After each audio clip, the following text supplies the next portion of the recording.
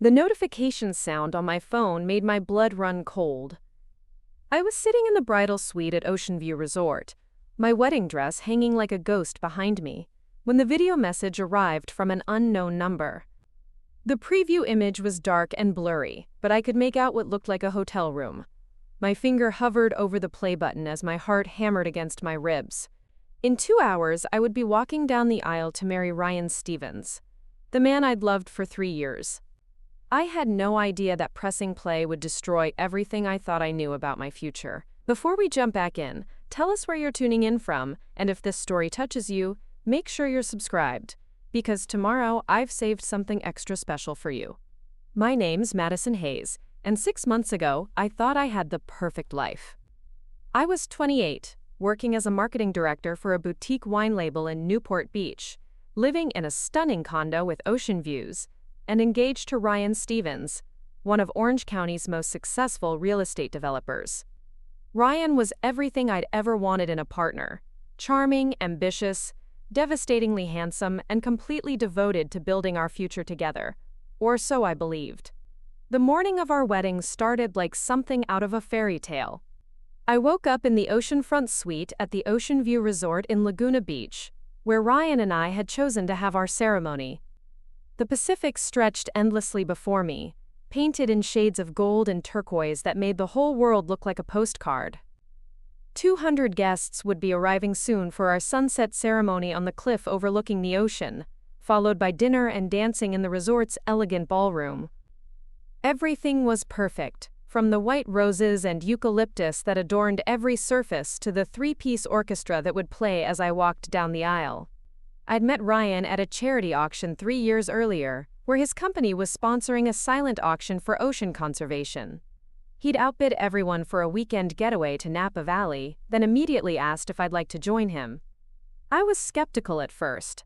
Successful developers weren't exactly known for their commitment to long-term relationships, but Ryan proved me wrong at every turn. He was thoughtful, sending flowers to my office for no reason. He was supportive, cheering me on when I got promoted to marketing director. Most importantly, he seemed genuinely interested in building something real together. Our relationship moved at a perfect pace.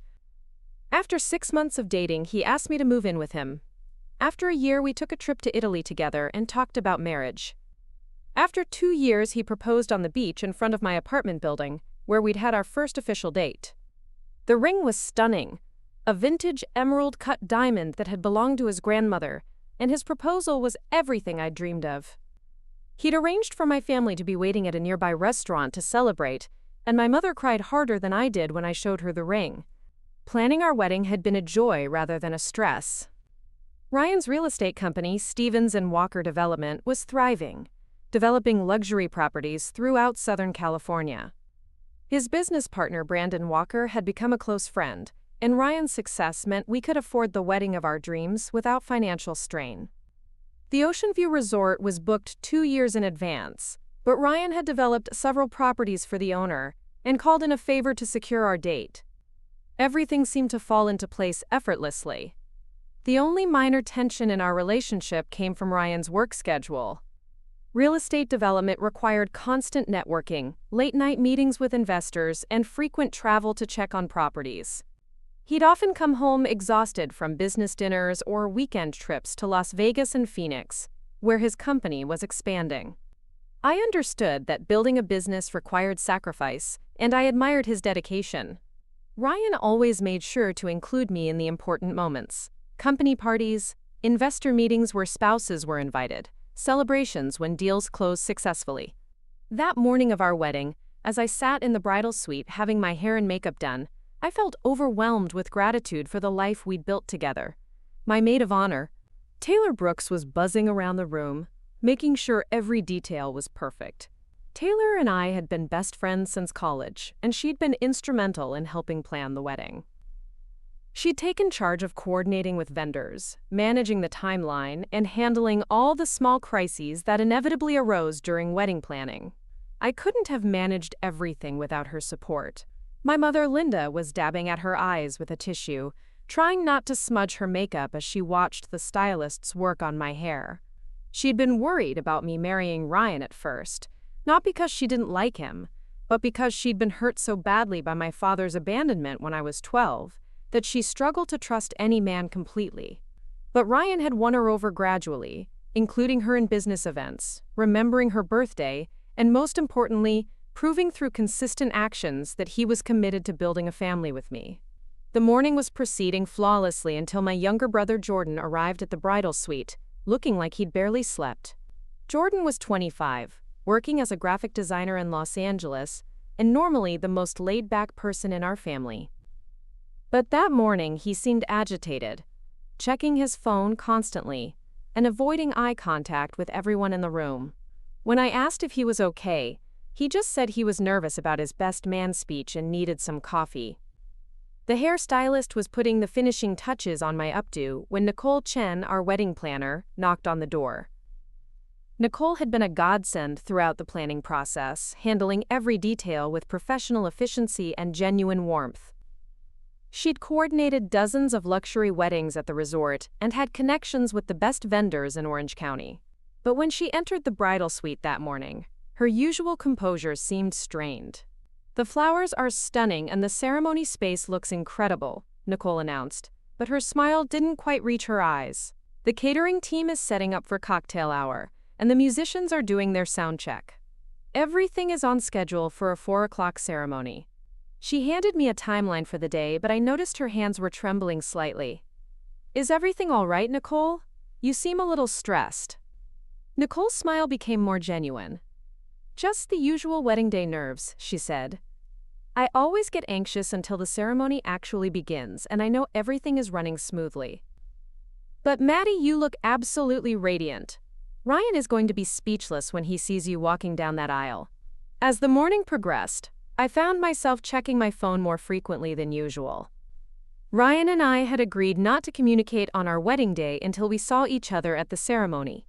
We both believed in the tradition of the groom not seeing the bride beforehand, but I was hoping for a sweet message from him anyway. Instead, my phone remained silent except for the occasional text from out-of-town relatives confirming their arrival times. Around noon, Taylor disappeared to check on the groomsmen and make sure Ryan was getting ready on schedule. The men were staying in a different wing of the resort, and Taylor had volunteered to coordinate between both sides to ensure everything stayed on timeline. When she returned an hour later, she seemed distracted and kept glancing at her phone with a worried expression. "How's Ryan doing?" I asked as the makeup artist applied my lipstick with careful precision. "Is he nervous? I know he's been stressed about his father flying in from Phoenix." Taylor hesitated for just a moment before answering. "He's fine," she said quickly. "Just typical groom jitters, you know. Brandon is keeping him busy with golf and lunch. They should be starting to get ready soon." Something in Taylor's tone made me look at her more carefully. In the 3 years I'd known Ryan, I'd never seen him display jitters about anything. He was one of the most confident people I'd ever met, someone who thrived under pressure and seemed to get energized by big moments, rather than stressed by them. The idea of him being nervous about our wedding seemed out of character, but I dismissed my concern as my own pre-ceremony anxiety. The afternoon flew by in a blur of final preparations. My dress was a custom creation from a designer in Beverly Hills, an ethereal gown with delicate lace, sleeves, and a flowing train that moved like water when I walked. The something old was my grandmother's pearl bracelet, something new was the dress, something borrowed was Taylor's vintage hair comb, and something blue was supposed to be a small sapphire pin that had belonged to Ryan's grandmother, which he'd planned to give me before the ceremony. By 3 o'clock, I was fully dressed and ready for photos. The photographer had been capturing getting-ready shots all morning, and now it was time for the formal bridal portraits before the ceremony. As I stood in front of the full-length mirror in the bridal suite, I felt a surge of pure happiness. The woman looking back at me was radiant, confident, and completely ready to start her married life with the man she loved. That's when my phone buzzed with the video message that would change everything. The sender was listed as an unknown number with a 702 area code, Las Vegas. The message simply said, "You need to see this before you walk down that aisle." The preview image showed what looked like a dimly lit hotel room or suite, with multiple people visible in the background. My finger hovered over the play button as a chill ran down my spine despite the warm California afternoon. Maddie, the photographer, called. "Are you ready for portraits?" "The light is perfect right now." "Just give me 1 minute," I called back, my voice sounding strange to my own ears. I stepped into the suite's bathroom and closed the door, then pressed play on the video. What I saw in those first few seconds made my knees buckle. The video was clearly taken at Ryan's bachelor party 3 weeks earlier in Las Vegas, which I knew had been a weekend trip with his groomsmen to celebrate his last days of freedom. Ryan had told me they'd stayed at a nice hotel, played some poker, seen a show, and had dinner at a steakhouse, a typical, tame bachelor party for a responsible 32-year-old groom. But the video showed something entirely different. The setting was an enormous penthouse suite with floor-to-ceiling windows overlooking the Las Vegas Strip. There had to be 30 people in the room, men and women, and this was clearly not the small, quiet celebration Ryan had described. The camera was shaky, obviously taken by someone who was intoxicated, but I could make out Ryan immediately. He was shirtless, holding a bottle of champagne, and very clearly not behaving like a man who was getting married in 3 weeks. As the video continued, my horror deepened. There were women everywhere, some in various states of undress, and the party was obviously far more than just drinks and gambling. I watched my fiancé participate in activities that made my stomach turn, laughing and encouraging behavior that was a complete betrayal of everything we'd promised each other about fidelity and respect. But the worst moment came near the end of the video, when the camera focused on Ryan talking to a young woman with dark hair. I couldn't hear the conversation clearly, but I could read his lips well enough to understand that he was telling her this was his last chance to have fun before being trapped in marriage. The woman laughed and Ryan kissed her with an enthusiasm that made my heart shatter into pieces. The video ended with a timestamp showing it was taken at 2:47 a.m. on the Saturday night of Ryan's bachelor party. I sat on the bathroom floor in my wedding dress, staring at my phone screen, trying to process what I'd just seen. This wasn't a momentary lapse in judgment or a single bad decision fueled by alcohol. This was a deliberate, calculated betrayal of our relationship and everything we'd built together. My hands were shaking so badly I could barely hold my phone as I tried to figure out what to do next. In less than an hour, I was supposed to walk down the aisle and promise to love, honor, and cherish a man who had spent his bachelor party treating our upcoming marriage like a prison sentence he needed to escape from before the cell door closed. The knock on the bathroom door startled me back to reality. "Maddie?" Taylor's voice was concerned. "Are you okay in there? The photographer is waiting, and we need to start the timeline for photos." "I'm fine," I called back, though my voice sounded hollow and strange. "I just need another minute."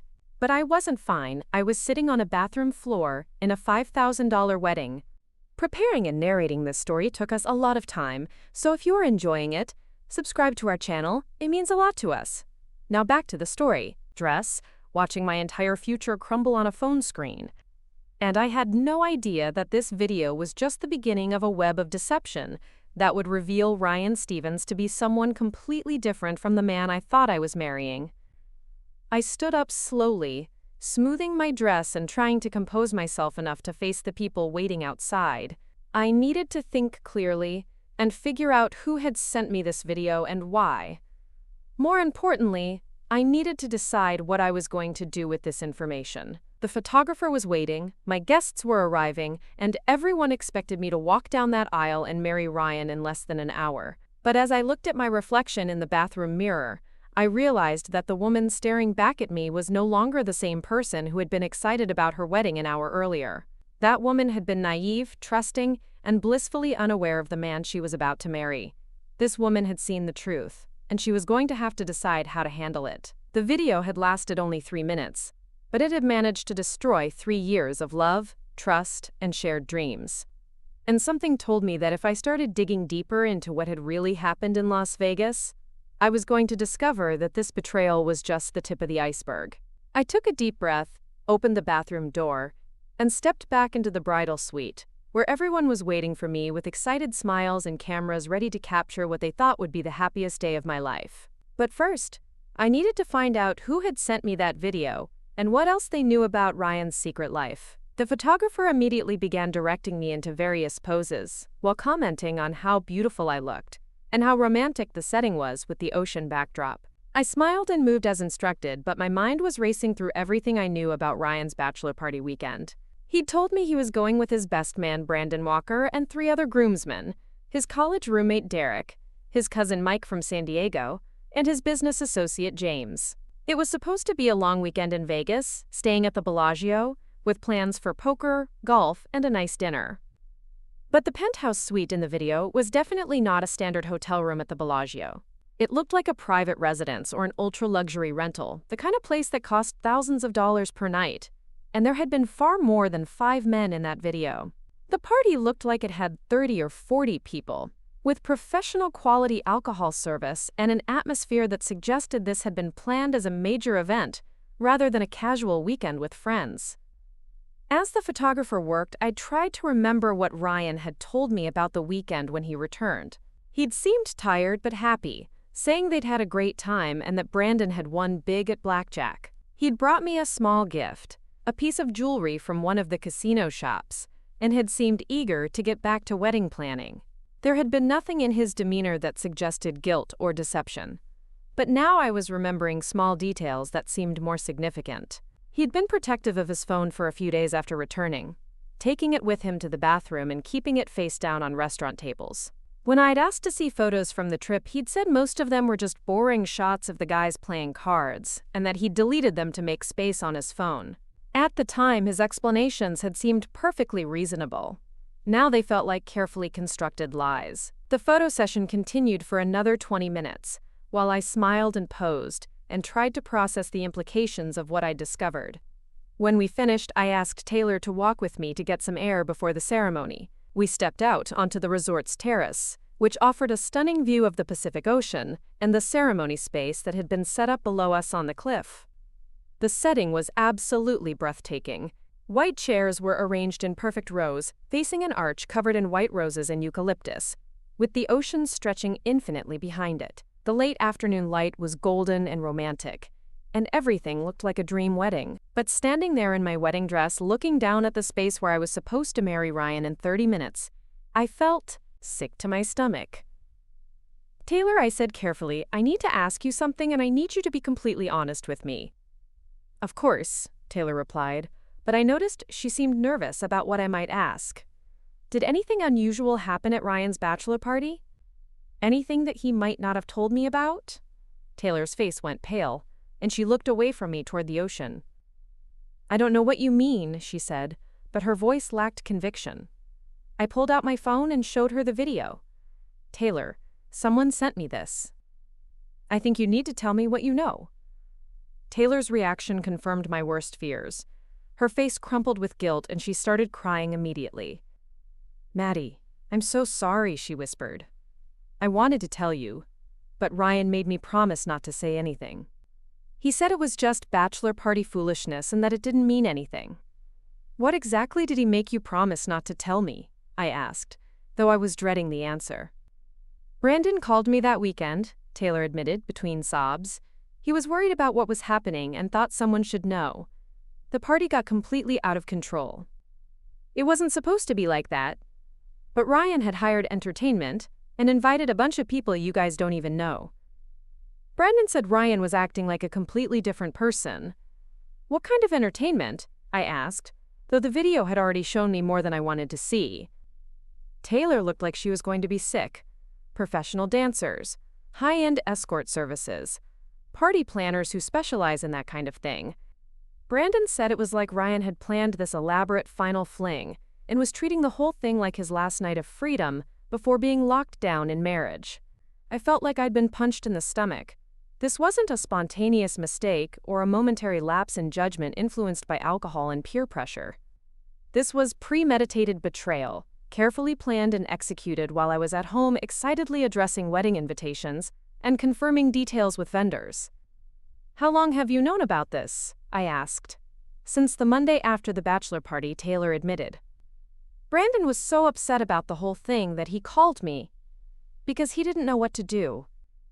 He said Ryan swore it was just bachelor party tradition, and that it didn't change how he felt about you, but Brandon felt like you had a right to know. And you decided I didn't? My voice was rising, and I could feel anger starting to replace the shock and hurt. I didn't know what to do, Taylor said desperately. Ryan is your fiancé, and you love him so much. I thought maybe it really was just stupid bachelor party behavior, and that telling you would only hurt you without changing anything. He seemed so normal when he got back, so excited about the wedding. But that's exactly the problem, I realized out loud. He seemed normal because he's good at lying. This wasn't out of character behavior for him. This is who he really is when he thinks no one will find out. As Taylor continued crying and apologizing, my phone buzzed with another message from the same unknown number. This one contained several photos that looked like they'd been taken throughout the bachelor party weekend, showing Ryan in various compromising situations with different women. The final photo showed him the morning after, laughing with Brandon and the other groomsmen over breakfast, looking completely unfazed by the previous night's activities. But the message that came with the photos made my blood run cold. This is just what I have from one weekend. If you want to see what he's been doing during his business trips, meet me in the lobby bar in 20 minutes. Come alone. I showed the message to Taylor, whose face went even paler. Maddie, you can't meet some random person who's been secretly filming Ryan. This could be dangerous. We should call the police, or at least tell hotel security. But I was already walking back toward the resort, my wedding dress trailing behind me like a ghost of the life I'd thought I was about to begin.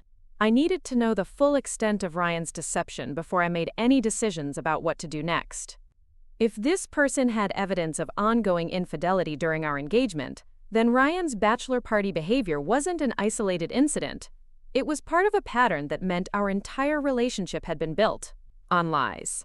As I entered the resort's lobby, still wearing my wedding dress and veil, guests who had arrived early for the ceremony began to notice me. I could see confusion and concern on their faces as they wondered why the bride was wandering around the hotel instead of getting ready for the ceremony.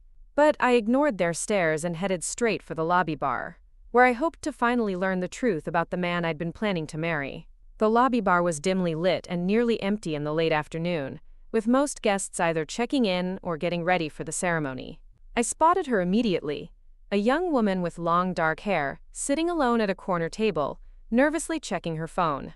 She looked to be in her early 20s, professionally dressed, and when she saw me approaching in my wedding dress, her expression shifted to one of sympathy mixed with determination. "Are you Madison?" she asked quietly as I sat down across from her. "I'm Sophia Martinez. I was at your fiancé's bachelor party." The words hit me like a physical blow. This was one of the women from the video, and she was here at my wedding venue on my wedding day to tell me things I desperately didn't want to hear, but needed to know. "Why are you here?" I asked, my voice barely above a whisper. "What do you want from me?" Sophia's eyes filled with tears.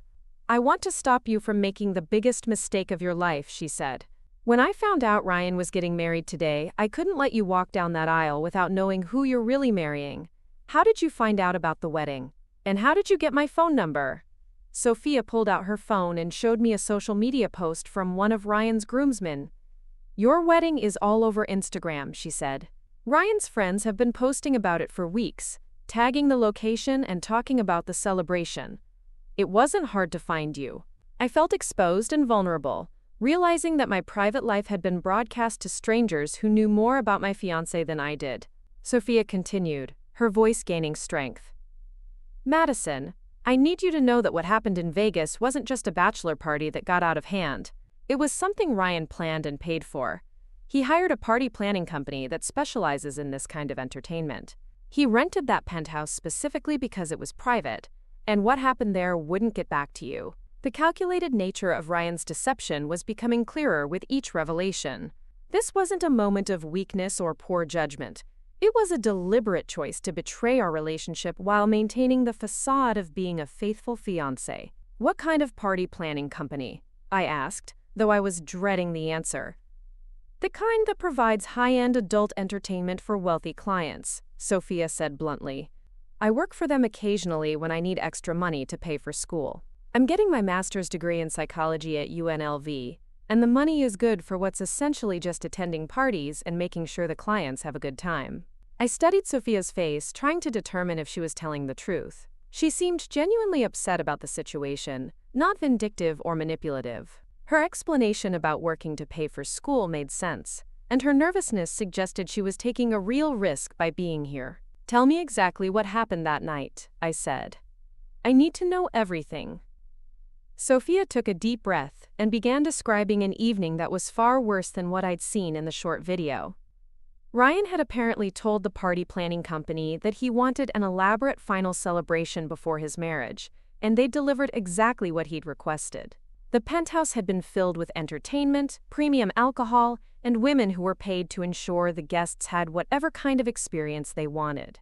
"Your fiancé wasn't just a participant," Sophia continued. "He was the host, the one directing everything that happened. He kept talking about how this was his last chance to live like a free man before being tied down to domestic life. He made jokes about marriage being a trap, and how he needed to get all of this out of his system before the wedding." Each word felt like a knife twisting in my chest. The man Sophia was describing bore no resemblance to the Ryan I knew, the one who talked about building a family together, and who seemed genuinely excited about our future. "But there's more," Sophia said, and her expression became even more serious. "That weekend wasn't the first time I'd seen him. The lobby bar suddenly felt like it was spinning around me." "What do you mean?" "I've worked parties in Las Vegas, Los Angeles, and Phoenix over the past 2 years," Sophia explained. "Ryan has been a client multiple times. Always using the same party planning company, always requesting the same type of entertainment. The other women and I started recognizing him as a regular customer. My world tilted completely off its axis. Ryan's frequent business trips, his late nights at investor meetings, his weekend conferences. How many of those had actually been elaborate parties where he lived a completely different life?"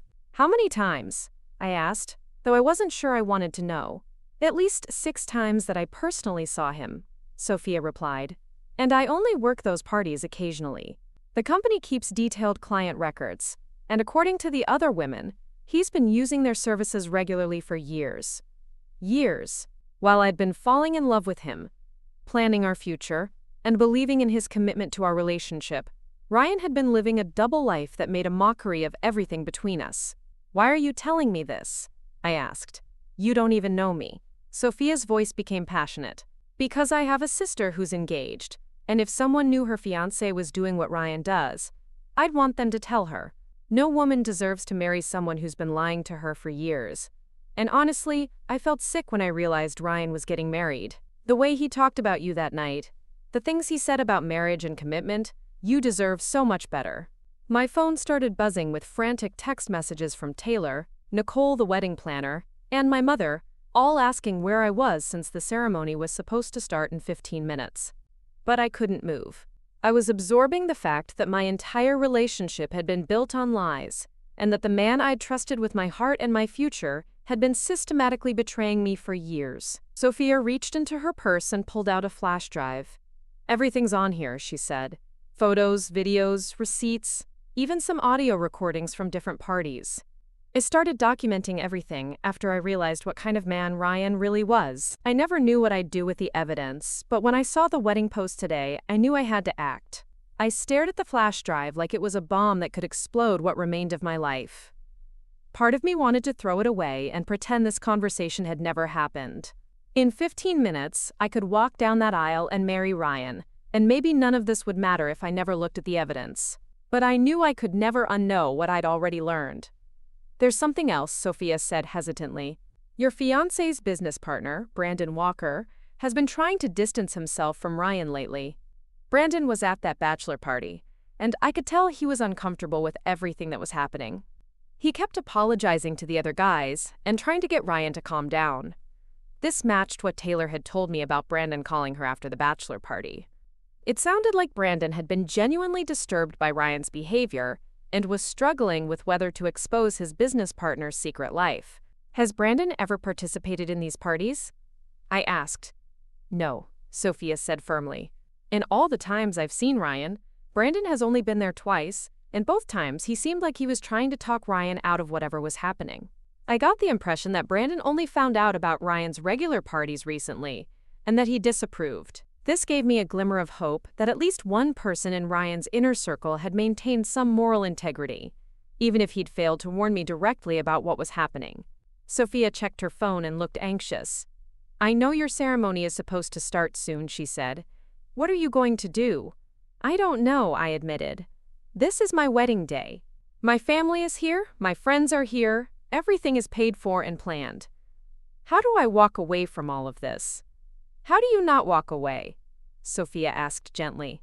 "Madison, I've seen who Ryan really is when he thinks no one important is watching. That's not someone you want to build a life with." Before I could respond, my brother Jordan appeared in the lobby bar, looking frantic and worried. "Maddie, there you are," he said, rushing over to our table.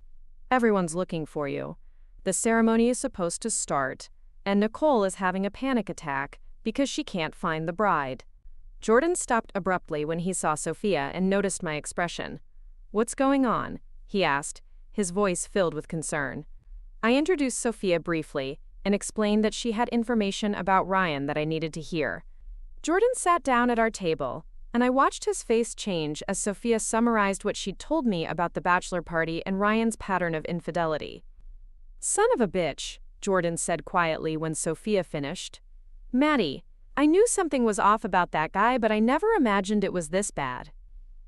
Jordan had never been Ryan's biggest fan, though he'd been polite and supportive when Ryan and I got engaged. My brother was protective of me and had always been skeptical of men who seemed too smooth or charming. I dismissed his concerns as typical big brother protectiveness, but now I wondered if his instincts had been picking up on things I'd been too in love to see. "What did you know?" I asked Jordan.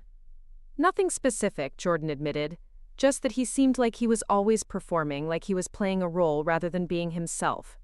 And some of his stories about business trips and meetings never quite added up when I really thought about them." My phone buzzed with a call from Nicole, the wedding planner. I answered reluctantly, knowing she was probably in full crisis mode. "Madison, thank God," Nicole said, her voice strained with stress. "Where are you? The guests are seated, the officiant is ready, and everyone is waiting for you to appear." "I'm in the lobby bar," I said. "Nicole, I need to tell you something. There's going to be a delay with the ceremony." "What kind of delay?" Nicole asked, and I could hear the professional panic creeping into her voice. "I'm not sure yet," I said honestly. "Give me 10 more minutes, and I'll know more." "Madison, the orchestra's playing, the sun is setting, and this is the perfect time for photos. Whatever's wrong, we can fix it after the ceremony." But I knew this wasn't something that could be fixed later. This was the kind of problem that changed everything, that made the ceremony itself impossible to continue with. "I'll call you back in 10 minutes, I told Nicole and hung up. Sophia was studying my face with compassion. "I know this is overwhelming," she said. "And I know the timing is terrible. But imagine if you'd married him and found out about all of this 6 months or a year from now. At least this way, you can make an informed decision." She was right, but the practical implications of canceling a wedding 30 minutes before it was supposed to start were staggering. The financial costs, the embarrassment, the logistics of notifying 200 guests. It all felt impossible to manage. But the alternative was worse. The alternative was marrying a man who had built our entire relationship on lies, who had been systematically cheating on me for years, and who viewed our upcoming marriage as a prison sentence rather than a celebration of our love. Jordan was checking his phone and frowning. "Maddie, I'm getting texts from Mom asking where you are. And some of the guests are posting on social media, asking if everything's okay, since the ceremony was supposed to start already." The social media aspect of the situation added another layer of humiliation. Our wedding was being documented and broadcast in real time, which meant that whatever decision I made would be public and permanent.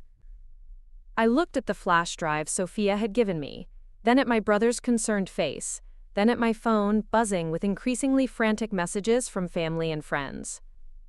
In the space of an hour, my entire life had been turned upside down by information I never wanted to learn but desperately needed to know. Sophia stood up from the table. "I should go," she said quietly.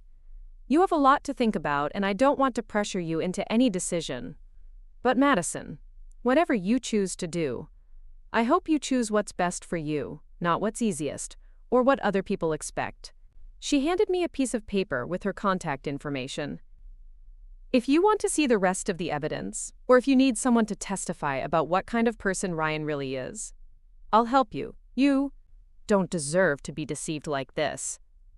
As Sophia left the lobby bar, I sat with Jordan in silence for a moment, trying to process everything I'd learned. My wedding dress felt heavy and uncomfortable, like a costume for a play I no longer wanted to perform in.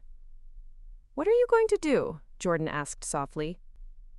I looked toward the resort's terrace, where I could see guests milling around and hear the orchestra playing the prelude music we'd selected for our ceremony. Everything looked beautiful and perfect from a distance, but I knew that walking down that aisle would mean building my marriage on a foundation of lies and betrayal. "I'm going to stop this wedding," I said, and as the words left my mouth, I felt a mixture of terror and relief that surprised me with its intensity. Jordan nodded slowly. "Good," he said. "Ryan doesn't deserve you, and you deserve so much better than a marriage built on deception." Now I just had to figure out how to explain to 200 guests and my devastated family that the fairy tale wedding they'd come to celebrate was actually the end of a nightmare I was finally waking up from. Jordan and I made our way back to the bridal suite, where the chaos I was about to unleash was still blissfully unaware of its approaching arrival. My mother was pacing by the windows, checking her watch every few seconds, while Taylor sat rigidly in a chair, her face pale with the knowledge of what was coming. Nicole, the wedding planner, was on her phone with what sounded like the officiant, assuring him that the bride would be ready momentarily. When I entered the room in my wedding dress, everyone turned toward me with relief that quickly shifted to concern when they saw my expression. The makeup artist reached for her kit, assuming I needed a touch-up, but I waved her away. "Everyone needs to sit down," I announced, my voice carrying an authority I didn't know I possessed. "We have a situation that requires immediate attention." My mother looked confused but alarmed. "Madison, sweetheart, what's wrong? You look like you've seen a ghost. The guests are getting restless and the officiant is asking when we can begin." "Mom," I said gently, "the wedding is not happening today." The silence that followed was deafening. Nicole dropped her phone, the makeup artist gasped audibly, and my mother's face went completely white. Taylor buried her face in her hands, clearly knowing that her complicity was about to be exposed. "What do you mean the wedding is not happening?" my mother asked, her voice rising with each word. "Madison, you're in your dress, the guests are seated, everything is perfect. What could possibly be wrong that can't wait until after the ceremony?" I pulled out my phone and showed them the bachelor party video. As they watched, I could see their expressions change from confusion to horror to disgust. My mother's hand flew to her mouth, Nicole started shaking her head in disbelief, and even the makeup artist looked scandalized. "This was taken 3 weeks ago at Ryan's bachelor party in Las Vegas," I explained. "But it gets worse. Much worse." I told them about my conversation with Sophia Martinez, about Ryan's pattern of hiring escort services during business trips, about the calculated nature of his deceptions. With each revelation, the room grew quieter, and the faces around me grew more shocked. My mother was the first to speak. "Oh my God, Madison! Oh my God!" She sank into a chair, her elegant mother-of-the-bride outfit suddenly looking like mourning attire. "How long has this been going on?" "According to the woman I spoke with, at least 2 years," I said. "Possibly longer." Ryan has been living a complete double life while planning our wedding and talking about our future together. Nicole was frantically calculating in her head. "Madison, I understand this is devastating, but we have 200 guests downstairs expecting a ceremony in 20 minutes. The financial implications alone of canceling at this point are enormous. The catering, the flowers, the orchestra, none of it can be returned or refunded." "I know," I said, though the financial concerns felt insignificant compared to the emotional devastation I was experiencing. "But I can't marry someone who's been systematically lying to me for years. I won't build my life on that foundation." Jordan stepped forward with surprising authority. We need to handle this systematically, he said. First, we notify the immediate family and wedding party. Then we address the guests. Nicole, what's the protocol for this kind of situation? Nicole looked like she was going through the stages of grief in fast forward. In 15 years of wedding planning, I've never had a bride cancel 30 minutes before the ceremony, she admitted. We'll need to make an announcement to the guests, arrange for transportation for out-of-town visitors, and coordinate with all the vendors. My phone started ringing with a call from Brandon Walker, Ryan's business partner and best man. I stared at the screen, wondering if Brandon was calling because he'd realized something was wrong, or if this was just normal pre-ceremony coordination. Answer it, Jordan advised. We need to know what Ryan knows and what he's thinking right now. I accepted the call and put it on speaker so everyone could hear. Maddie, Brandon's voice was strained and anxious. Thank God you answered. We have a problem. The fact that Brandon was calling me instead of Ryan was immediately suspicious. What kind of problem? I asked carefully. Brandon paused, and I could hear background noise that sounded like he was in a car. Ryan is gone, he said finally. He left the resort about an hour ago, and he's not answering his phone. He seemed agitated about something and said he needed to handle some business before the ceremony. Gone where? I asked, though I suspected I already knew the answer. I don't know, Brandon admitted. He got a phone call that upset him, then started packing a bag. When I asked what was happening, he said there was a situation that required his immediate attention and that he'd be back in time for the wedding. But Maddie, I don't think he's coming back. The room erupted in murmurs of shock and confusion. Even knowing what I knew about Ryan's character, the idea that he would abandon his own wedding was stunning. Brandon, I said, trying to keep my voice steady, I need to ask you some questions, and I need you to be completely honest with me. Okay, Brandon said hesitantly. How much did you know about what really happened at Ryan's bachelor party? There was a long pause before Brandon answered. More than I should have, he said quietly. Less than I could have. Maddie, I've been struggling with this for weeks. I knew you deserved to know the truth, but Ryan is my business partner, and I was afraid of what exposing him might mean for our company. What exactly did you see in Las Vegas? Brandon's voice became heavy with guilt. Things that would break your heart, he said. Ryan didn't just participate in what was happening, he orchestrated it. He'd planned the whole weekend as this elaborate final celebration of his freedom before being tied down by marriage. The way he talked about you, about your relationship, about the wedding, it was like he viewed marriage as something he was being forced into rather than something he wanted.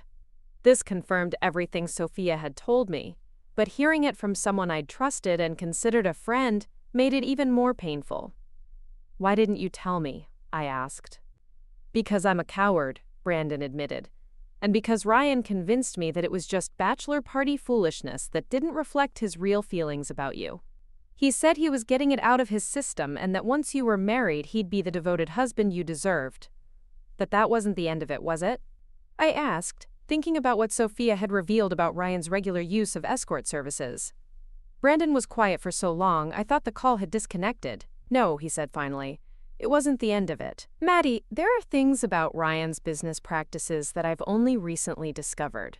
Things that could destroy everything we've built together. What kind of things? I can't discuss this over the phone, Brandon said. And honestly, I'm not even sure where to begin. But if Ryan has really left, if he's running from something, then you need to know that there's more going on than just infidelity. The mention of Ryan running suggested that his sudden departure wasn't just about avoiding a confrontation with me. If Brandon was right, Ryan might be fleeing from consequences that went far beyond a canceled wedding. Brandon, where are you right now? I asked.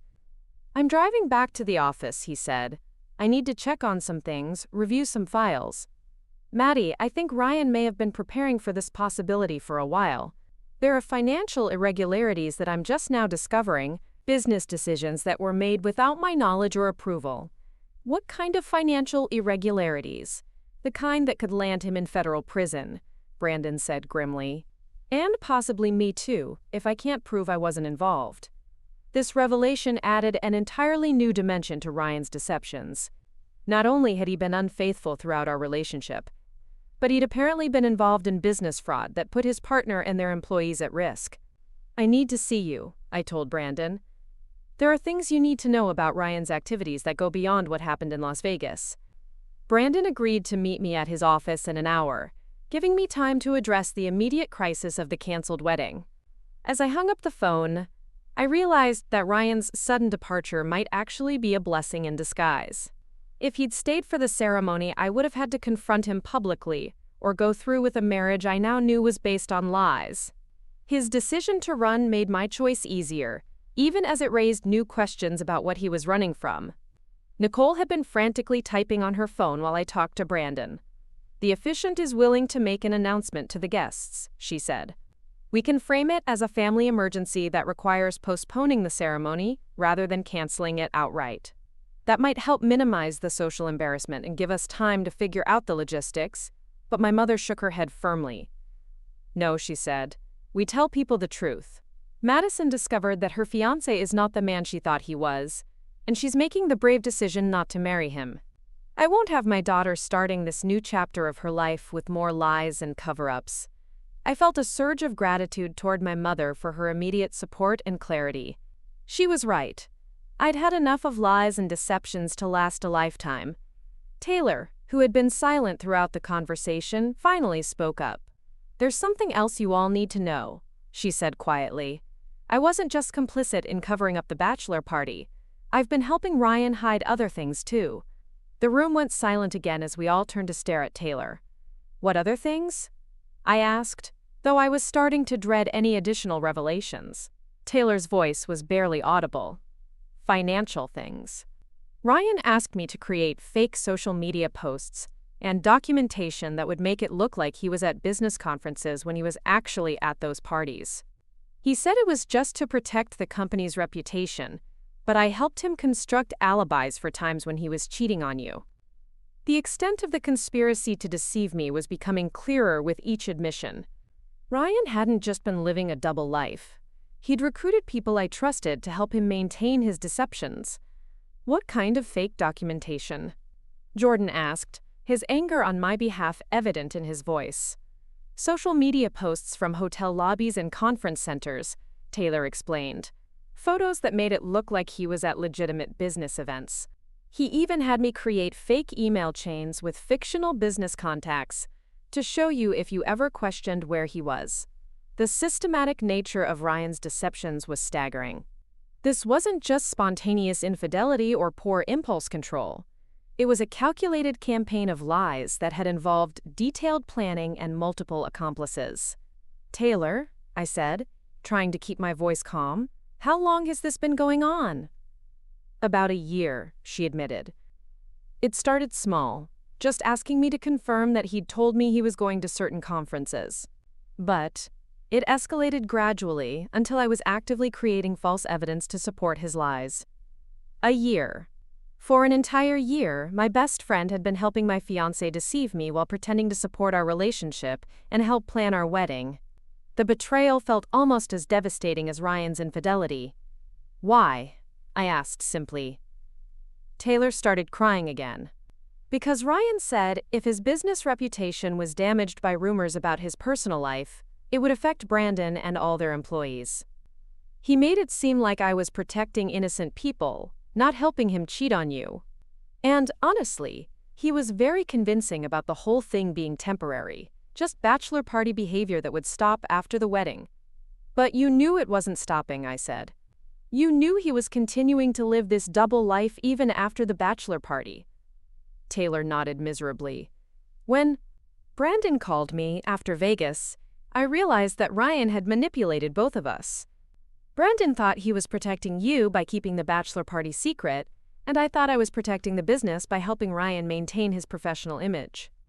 Neither of us understood that we were just enabling a pattern of deception that was much bigger than either of us realized." Nicole cleared her throat delicately. "I hate to interrupt this conversation, but we really need to address the guests soon.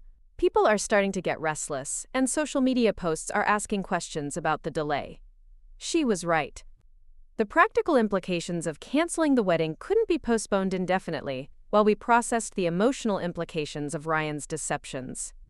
"I'll make the announcement myself," I decided. "The guests deserve to hear the truth from me directly, not through some sanitized explanation that protects Ryan's reputation." "Madison," my mother said gently, "are you sure you want to face everyone in your wedding dress? It might be more painful than necessary." I looked down at the beautiful gown I'd spent months selecting, the dress that was supposed to represent the beginning of my married life. Now it felt like evidence of my naivete, a costume for a role I'd never actually been auditioning for. "No," I said firmly. "I want them to see me in this dress. I want them to understand the full scope of what Ryan destroyed when he chose to live a double life, instead of being honest with the woman he claimed to love." Jordan offered to escort me down to the ceremony space, and I accepted gratefully. As we prepared to leave the bridal suite, I asked Nicole to arrange for the orchestra to stop playing and for someone to gather the guests' attention. "One more thing," I said to Taylor before we left. "I need you to write down everything you can remember about the fake documentation you created for Ryan.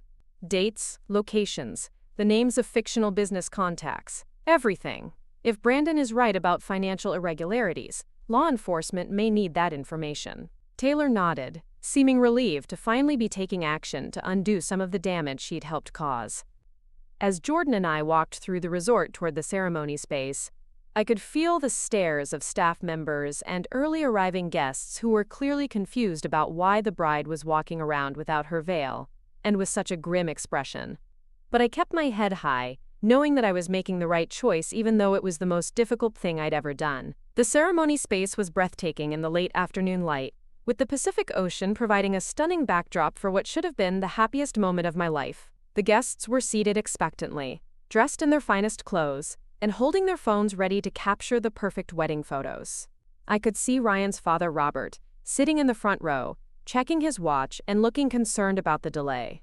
As I approached the arch, where I should have been exchanging vows with Ryan, the officiant, a kind man named Father Michael, who had counseled us through our pre-marriage preparation, looked confused but sympathetic. He'd obviously been informed that something was wrong, but the specifics hadn't been shared with him yet. "Ladies and gentlemen," Father Michael announced, getting the attention of the gathered guests.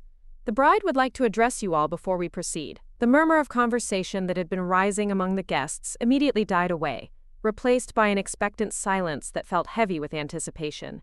I could see my extended family, Ryan's colleagues, our mutual friends, and acquaintances from throughout our relationship all looking at me with expressions ranging from curiosity to concern. I took a deep breath and began to speak, my voice carrying clearly across the clifftop ceremony space.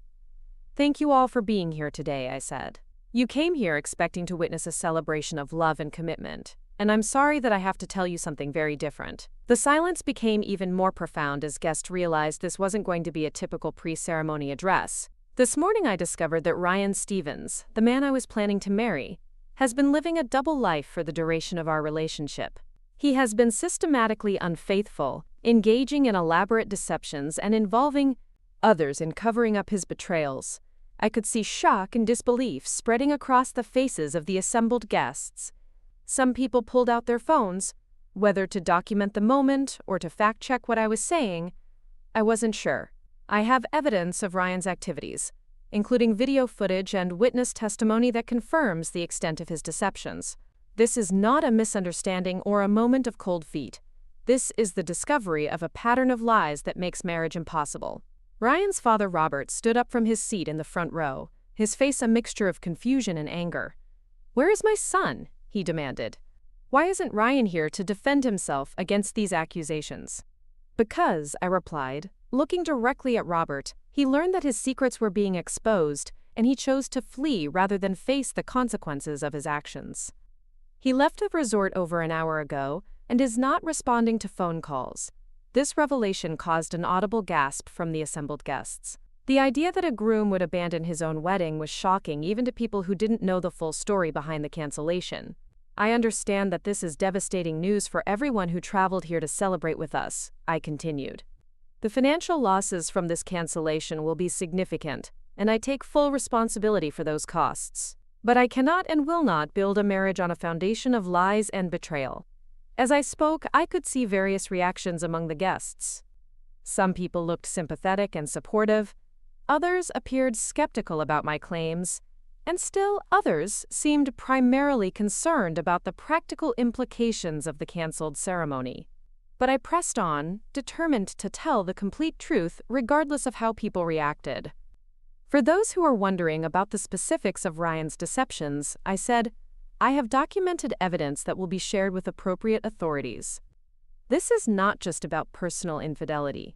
There are also business and financial irregularities that may have legal implications. This last statement caused another wave of murmurs among the guests, particularly from Ryan's business associates, who were presumably unaware of any financial misconduct. I want to thank everyone who has supported our relationship and who came here today to celebrate what they believed was a genuine love story, I concluded. Your presence and your friendship mean more to me than you know, and I hope you'll understand that canceling this wedding is the most honest and courageous thing I can do under these circumstances. As I finished speaking, the silence stretched for what felt like an eternity before people began to react. Some guests immediately stood and approached me with expressions of support and sympathy. Others sat in stunned silence, apparently still processing what they'd heard. And a few, particularly some of Ryan's business associates, quickly gathered their belongings and left without speaking to anyone. Father Michael approached me with genuine compassion. Madison, he said quietly, I've been officiating weddings for over 20 years, and I've never seen someone handle a situation like this with such grace and strength. You've made an incredibly difficult, but absolutely correct decision. As guests began to mill around and discuss what they'd just witnessed, Nicole appeared at my side with a clipboard full of logistics that needed to be addressed. The catering staff needs to know whether to serve the reception dinner as planned or to cancel everything, she said. And the photographers are asking whether you want them to document any of this or to simply pack up their equipment. I thought about the reception dinner that had been planned to celebrate Ryan's and my future together. The idea of eating that meal seemed grotesque, but letting all the food go to waste when guests had traveled from across the country seemed equally wrong. Serve the dinner, I decided. Tell people it's become a celebration of truth and new beginnings instead of a wedding reception. Anyone who wants to stay and eat is welcome. Anyone who prefers to leave is certainly free to do so. This decision seemed to surprise Nicole, but she nodded and went to coordinate with the catering staff. As she walked away, I realized that I was still wearing my wedding dress and standing in the space where I should have been married, but for the first time all day I felt like I could breathe normally. Jordan reappeared at my side with our mother, both of them looking proud despite the circumstances. You did the right thing, my mother said, hugging me carefully to avoid damaging the dress. I raised you to value honesty and integrity above everything else, and that's exactly what you just demonstrated. But even as I accepted congratulations from family and supportive friends, my mind was already moving toward the next phase of this crisis. Ryan's sudden departure suggested that there were more secrets yet to be revealed, and Brandon's hints about financial irregularities meant that this scandal was far from over. My phone buzzed with a text message from an unknown number. Impressive speech, but you have no idea how deep this goes. If you want to know the real truth about Ryan Stevens, meet me at Pier 47 in Newport Beach at midnight. Come alone and bring that flash drive. I showed the message to Jordan, whose expression immediately became concerned. Maddie, you can't meet some anonymous person at a pier in the middle of the night. This could be dangerous. But I was already thinking about everything I still didn't know about Ryan's activities, and the financial crimes Brandon had hinted at. If there was more evidence to be gathered, more victims to be protected, more truth to be revealed, then I wasn't going to stop investigating just because the wedding was canceled. The conversation with my wedding guests had been the easy part, compared to what was coming next. Now I needed to find out exactly what Ryan had been hiding, and why he'd run away when his secrets started to surface. As the guests began to disperse, some heading to the reception dinner, others making arrangements to leave early, I realized that canceling my wedding had only been the first step in a much larger confrontation with the truth about the man I'd thought I was going to marry. The reception dinner was surreal in ways I couldn't have imagined. Guests who had stayed were eating the meal that should have celebrated my marriage, while discussing the bombshell revelations about Ryan's double life. Some people seemed genuinely supportive of my decision, while others appeared to be attending more out of morbid curiosity than solidarity. The photographer, unsure how to handle the situation, had discreetly documented the unusual turn of events, creating what might have been the strangest wedding album in history. I spent most of the dinner fielding questions from concerned relatives and friends, while trying to process the anonymous text message about meeting at Pier 47.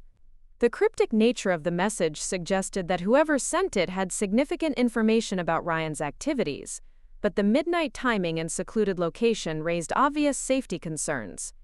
As the evening wound down and guests began making their departures, I changed out of my wedding dress into jeans and a sweater, feeling like I was shedding the skin of the naive woman who had put on that gown earlier in the day.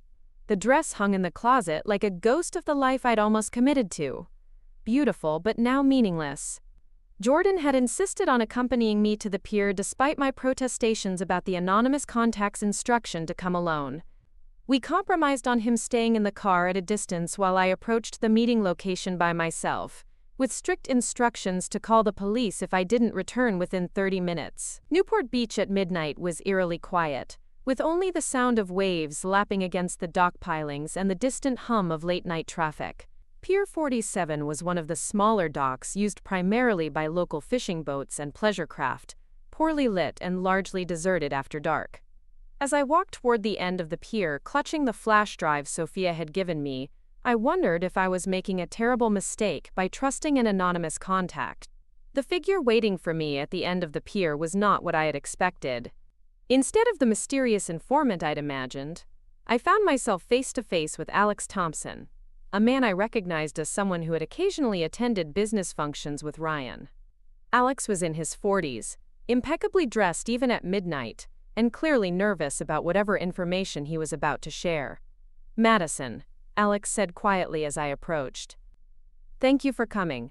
I wasn't sure you would after everything that happened today."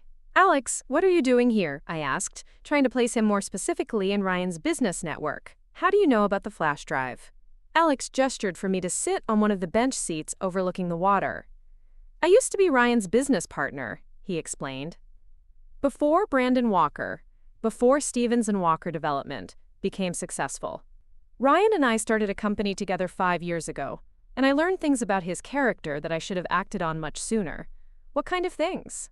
I asked, though I was beginning to suspect that Alex's revelations would be consistent with everything else I'd discovered about Ryan's deceptive nature.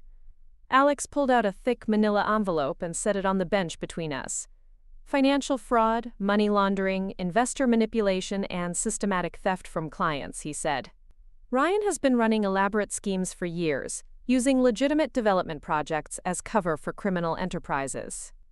The scope of Ryan's criminality was apparently far broader than I'd imagined. I thought about Brandon's concerns about federal charges, and realized that Ryan's sudden departure from our wedding might have been motivated by more than just avoiding a confrontation about his infidelity. "Why didn't you expose him years ago?" I asked. "Because I was scared," Alex admitted. "Ryan is extremely intelligent and completely ruthless when it comes to protecting his interests. When I discovered what he was doing and tried to confront him about it, he threatened to destroy my reputation and my family. He had enough legitimate business connections and political influence to make good on those threats." "What changed? Why are you willing to speak up now?" Alex's expression became grim. "Because Ryan made a critical mistake today when he fled instead of trying to contain the situation. His disappearance is going to trigger federal investigations that will uncover everything anyway. I'd rather be a cooperating witness than a co-conspirator." This explanation made sense from a practical standpoint, but I was still wary of Alex's motivations. People who had been intimidated into silence for years didn't usually develop courage overnight without some additional incentive. "Tell me about the financial crimes," I said. "How does it connect to his personal behavior?" Alex opened the envelope and spread several documents across the bench. The escort services, the elaborate parties, the lifestyle he maintained. None of it was funded by legitimate business profits, he explained.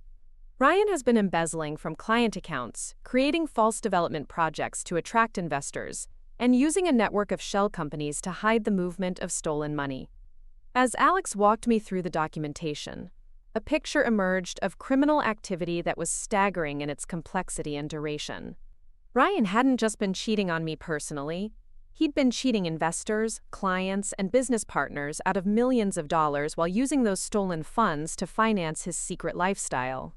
The bachelor party in Las Vegas, the regular use of escort services, the elaborate cover-ups, all of it had been funded by money stolen from people who trusted Ryan with their investments and development projects. His betrayal of our relationship was just one component of a much larger pattern of fraud and theft. "How much money are we talking about?" I asked. "At least $15 million over the past 3 years," Alex replied. "Possibly more, depending on how much Brandon Walker knew or didn't know about the irregularities in their current business."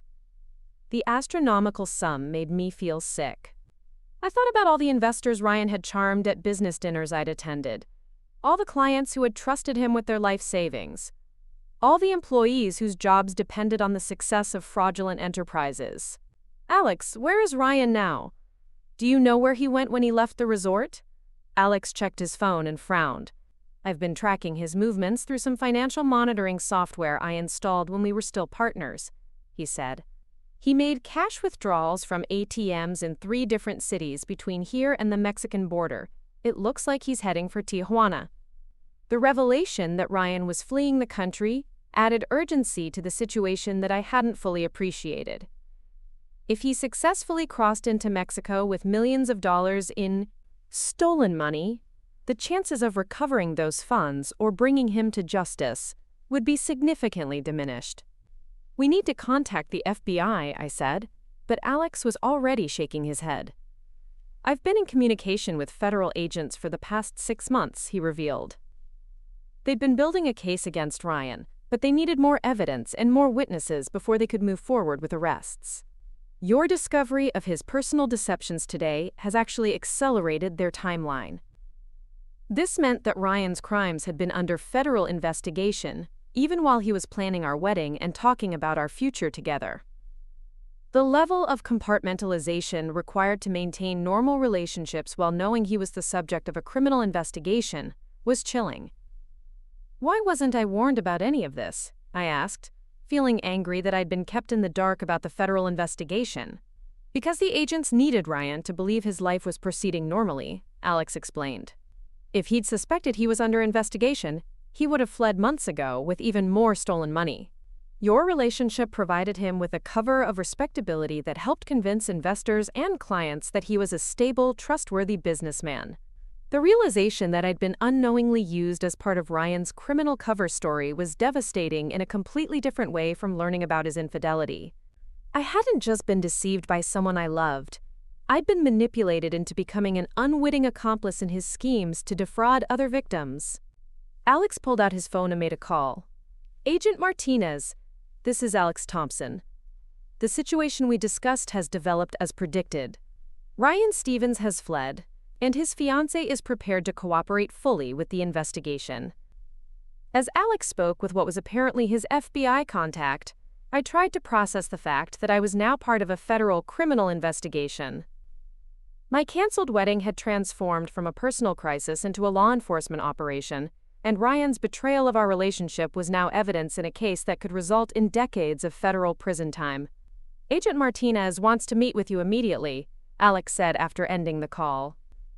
"She's been working this case for months, and she needs your statement about Ryan's behavior and any evidence you may have collected."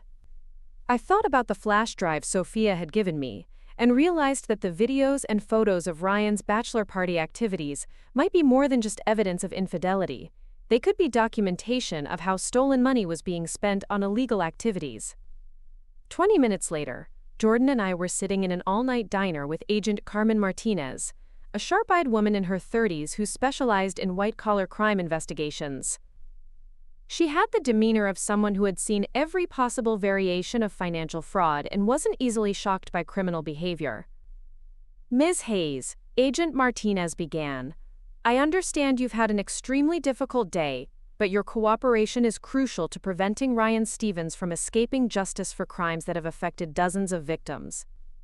I handed her the flash drive and walked through everything I'd learned about Ryan's activities, from Sophia's revelations about the escort services to Alex's documentation of the financial fraud. Agent Martinez took detailed notes and asked pointed questions about Ryan's behavior patterns, travel schedule, and business relationships. "The evidence you've provided corroborates what we've been investigating for months," Agent Martinez said. Ryan Stevens has been operating a sophisticated fraud scheme that has defrauded investors and clients of at least $20 million. His personal activities were funded entirely by stolen money. $20 million. The figure was even higher than Alex had estimated, representing life savings and retirement funds stolen from people who had trusted Ryan with their financial futures. Agent Martinez continued, "We have teams positioned along the border, but Stevens has a significant head start and considerable resources. He's been planning this escape route for months, possibly years, as an exit strategy if his criminal activities were discovered." "What can I do to help?" I asked, feeling responsible for somehow contributing to Ryan's ability to evade justice. "Right now, the most important thing is documenting everything you know about his routines, contacts, and behavior patterns," Agent Martinez replied.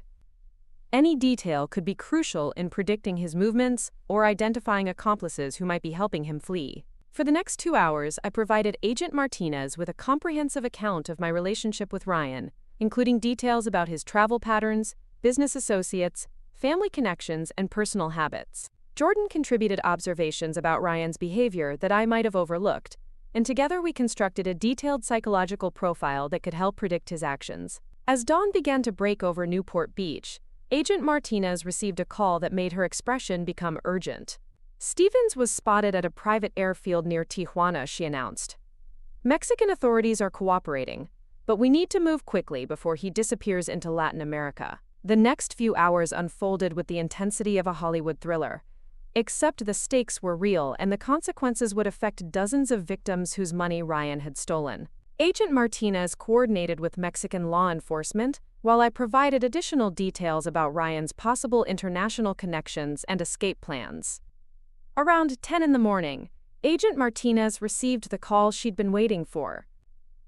Ryan Stevens had been arrested at the Tijuana airfield while attempting to board a private jet to Colombia. Mexican authorities had recovered multiple suitcases containing cash, fake identification documents, and financial records that would provide crucial evidence for the prosecution. "He's in custody," Agent Martinez announced with satisfaction.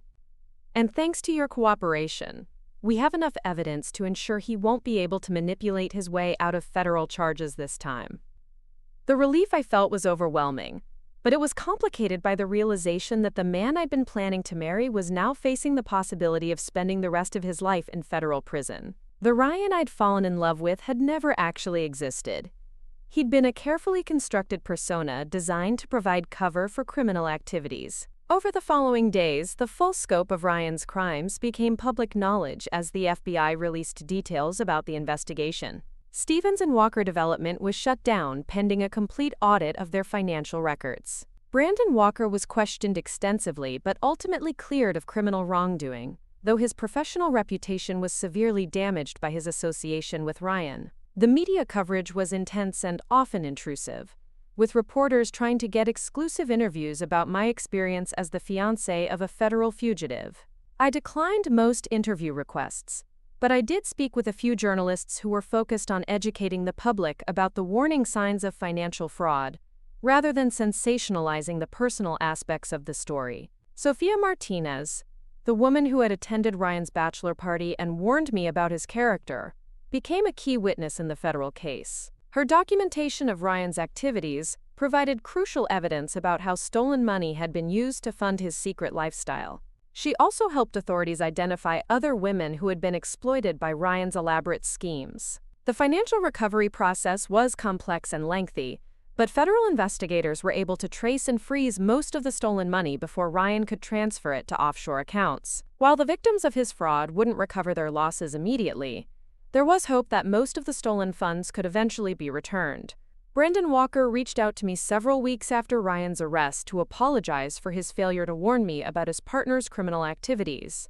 He admitted that he'd suspected financial irregularities for months, but had been afraid to investigate too deeply because of the potential consequences for their employees and clients. "I should have been braver," Brandon told me during our conversation. I should have prioritized doing the right thing over protecting my business interests. If I'd spoken up sooner, maybe Ryan wouldn't have been able to steal as much money or deceive as many people. I appreciated Brandon's apology, but I also understood the difficult position he'd been in. Ryan was clearly a master manipulator who had used people's legitimate concerns about business relationships and financial security to ensure their silence about his criminal activities. The legal proceedings moved forward with surprising speed, partly because Ryan's attempt to flee the country had eliminated any possibility of plea negotiations that might have resulted in reduced charges. Federal prosecutors were determined to make his case an example of how white-collar criminals would be pursued aggressively regardless of their wealth or social connections. During the investigation, additional victims came forward with stories of being defrauded by Ryan's schemes. Some were elderly investors who had trusted him with their retirement savings. Others were young entrepreneurs who had believed they were investing in legitimate development projects. Each story reinforced my understanding of how many people had been hurt by the man I'd thought I loved. The psychological impact of discovering that my entire relationship had been built on lies and criminal activity was something I struggled with for months. I entered therapy to help process the complex emotions involved in loving someone who turned out to be a completely different person than I'd believed. The therapist helped me understand that I hadn't been naive or foolish. I'd been systematically deceived by someone who was exceptionally skilled at manipulation. One of the most difficult aspects of the situation was dealing with the social aftermath of the canceled wedding. Some people were supportive and admiring of my courage in exposing Ryan's crimes. Others seemed to view me with suspicion, as if my close relationship with a criminal somehow implicated me in his activities. The loss of some friendships was painful, but it also helped me identify who my real supporters were during a crisis. Taylor Brooks, my former maid of honor, who had helped Ryan create false alibis, faced serious consequences for her involvement in his schemes. While she wasn't charged criminally, her complicity in the fraud became public knowledge and severely damaged her professional reputation. She moved away from California shortly after Ryan's arrest, and we haven't spoken since. The most surprising development came several months after Ryan's arrest, when Agent Martinez contacted me with an update about the ongoing investigation. Additional evidence had revealed that Ryan's criminal activities had been even more extensive than initially discovered, involving international money laundering operations and connections to other financial fraud schemes. The final tally of his criminal activities exceeded $30 million in stolen funds, making it one of the largest white-collar crime cases in California history. The complexity of his schemes suggested that he'd been planning and executing financial fraud for most of his adult life, long before I'd met him. Ryan ultimately pleaded guilty to multiple federal charges, including wire fraud, money laundering, investor fraud, and tax evasion. His sentence was 45 years in federal prison, without the possibility of parole, effectively ensuring that he would spend the rest of his life incarcerated. The day of his sentencing, I attended the hearing to provide a victim impact statement. Standing in the federal courthouse, looking at the man I'd once planned to marry, I felt a complex mixture of sadness, anger, and relief. The Ryan sitting at the defendant's table bore little resemblance to the charming, successful businessman who had proposed to me on a beach in Newport. "Your Honor," I said when called to speak, Ryan Stevens didn't just steal money from his victims. He stole their trust, their security, and their faith in other people. He stole 3 years of my life by making me an unwitting accomplice in his deceptions. But most importantly, he stole the peace of mind of dozens of innocent people who trusted him with their financial futures. As I spoke, I could see Ryan staring at me with an expression I couldn't interpret. There was no remorse or regret in his eyes, just a cold calculation that made me grateful I'd discovered his true nature before marrying him. The judge's sentencing remarks were scathing, describing Ryan's crimes as representing a fundamental betrayal of trust that had caused immeasurable harm to victims and their families. The 45-year sentence was intended to send a message that financial fraud would be prosecuted to the full extent of the law, regardless of the perpetrator's social status or professional reputation. Walking out of the courthouse after Ryan's sentencing, I felt a sense of closure that I hadn't expected. The man who had deceived me for 3 years would never again be able to manipulate or defraud anyone. The victims of his schemes would eventually recover most of their stolen money, And I was free to rebuild my life with the knowledge that I'd played a crucial role in bringing a dangerous criminal to justice. The experience had fundamentally changed my perspective on trust, relationships, and personal security. I'd learned that even the most convincing and charming people could be hiding elaborate criminal enterprises. But I'd also learned that I was stronger and more resilient than I'd ever imagined, capable of making difficult decisions and taking decisive action when confronted with the truth.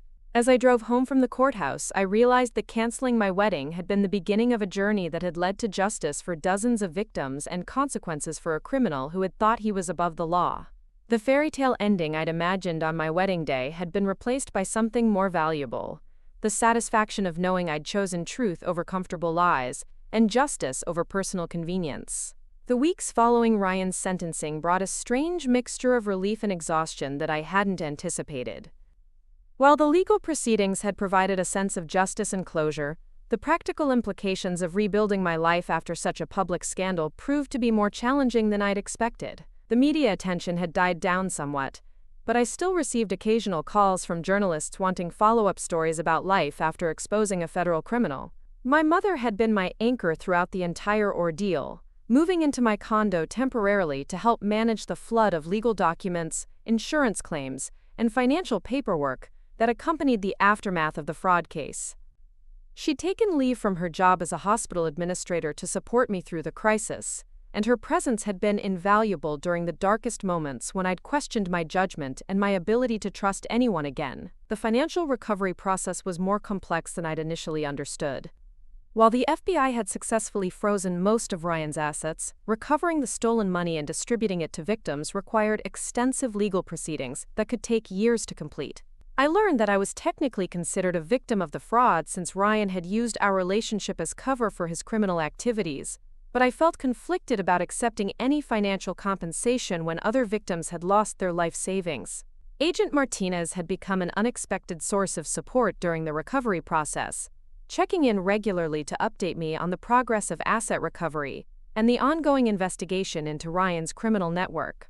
Through her, I learned that additional co-conspirators had been identified and arrested, including several offshore banking contacts who had helped Ryan move stolen money to international accounts. The discovery that Ryan's criminal enterprise had been even more extensive than initially realized was both validating and disturbing. Validating because it confirmed that his deceptions had been sophisticated enough to fool financial professionals and law enforcement for years, not just a naive woman in love. Disturbing because it meant that even more people had been hurt by his schemes than we'd originally understood. One of the most difficult aspects of the aftermath was dealing with the social fallout from my association with Ryan. Some people treated me with genuine sympathy and admiration for my courage in exposing his crimes.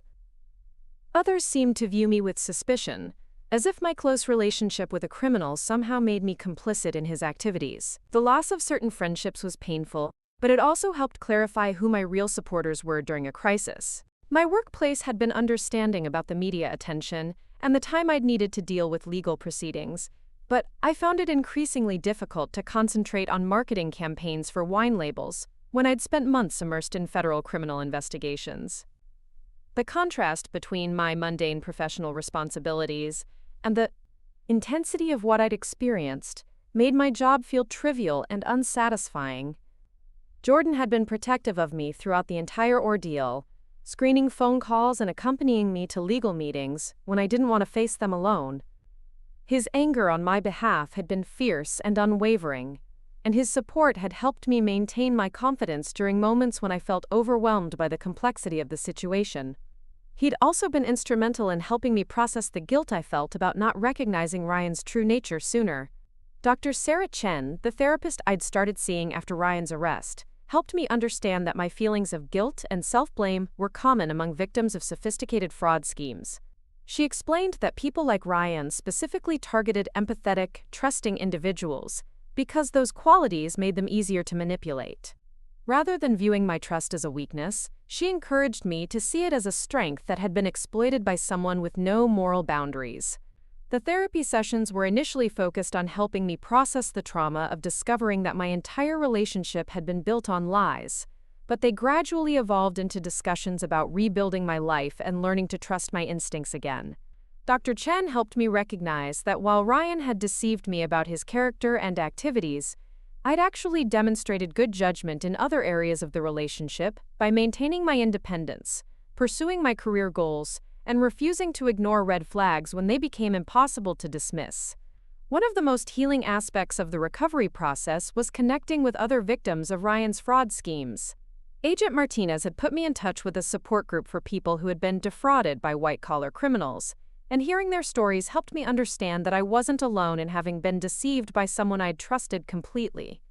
Margaret Walsh, a retired teacher who had lost her pension savings to one of Ryan's fake development projects, became a particularly close friend during this period. She was in her 70s and had trusted Ryan with her retirement money based on his reputation and the recommendation of a financial advisor who had also been deceived by his schemes. Her resilience and determination to rebuild her financial security at her age were inspiring and helped put my own challenges into perspective. Through the support group, I met David Kim, a young entrepreneur who had invested his startup funds in what he'd believed was a legitimate real estate development opportunity. Ryan's fraud had destroyed David's business plans and forced him to declare bankruptcy, but he'd channeled his anger into becoming an advocate for stronger regulations on investment fraud. His transformation from victim to activist gave me ideas about how I might use my own experience constructively. The support group meetings were held twice a month in a community center conference room, and the conversations often focused on practical strategies for financial recovery as well as emotional healing techniques. I learned about resources for victims of financial crimes that I hadn't known existed, including specialized legal services and financial counseling programs designed specifically for people who had been defrauded. Rebecca Thornton, a financial advisor who had unknowingly referred clients to Ryan's fraudulent investment schemes, became another important connection during this period. Rebecca had discovered that several of her most trusted clients had been defrauded and had cooperated fully with the FBI investigation despite the damage to her own professional reputation. Her expertise in legitimate financial planning proved invaluable as I worked to rebuild my own financial security. The process of sorting through the financial entanglement with Ryan was more complicated than I'd anticipated. We'd had joint accounts, shared credit cards, and various investments that needed to be separated and analyzed to determine which assets were legitimate and which were derived from criminal activity. The forensic accountants working on the case discovered that Ryan had been gradually transferring money from his criminal enterprises into our joint accounts, effectively making me an unwitting beneficiary of stolen funds. This discovery was emotionally devastating because it meant that our entire lifestyle during our relationship had been funded by money stolen from innocent victims. The beautiful condo I'd shared with Ryan, the expensive dinners and vacations, even the engagement ring he'd given me, all of it had been purchased with money that belonged to other people. The forensic accountants eventually determined that I would need to surrender approximately $75,000 in assets that could be traced to criminal proceeds. While the financial loss was significant, the emotional impact of learning that my entire relationship had been subsidized by theft was far more difficult to process. It meant that not only had Ryan deceived me about his character and fidelity, but every moment of happiness I'd experienced during our relationship had been built on the suffering of his victims. The guilt associated with this realization required months of therapy to work through constructively. The media attention had largely focused on Ryan's crimes and the dramatic circumstances of his arrest, but occasionally reporters would contact me for interviews about the personal side of the story. I'd initially declined most of these requests, but as time passed, I began to see the value in sharing my experience to help other people recognize the warning signs of fraud and manipulation. My first major interview was with an investigative journalist named Lisa Park, who specialized in white-collar crime stories. Lisa's approach was thoughtful and respectful, focusing on the educational aspects of my experience rather than sensationalizing the personal drama. The resulting article was published in a national business magazine and generated significant reader response from people who had experienced similar situations. The positive response to the article encouraged me to consider other opportunities to share my story constructively. I was invited to speak at a conference for financial advisors about recognizing the warning signs of investment fraud, and I found the experience of educating professionals about these issues to be surprisingly fulfilling. The audience was engaged and asked thoughtful questions about how legitimate financial professionals could better protect their clients from sophisticated fraud schemes. Through these speaking opportunities, I began to understand that my experience with Ryan, while personally devastating, had given me unique insights into how financial predators operate and how they exploit their victims' trust. The combination of personal relationship fraud and business fraud in Ryan's case provided a comprehensive view of criminal manipulation that few people had experienced firsthand. Agent Martinez suggested that I consider working with the FBI's Victim Services Program to help other people who had been defrauded by similar schemes. The program provided support and resources to victims of white-collar crimes, and they were looking for people with relevant experience who could serve as peer counselors and advocates.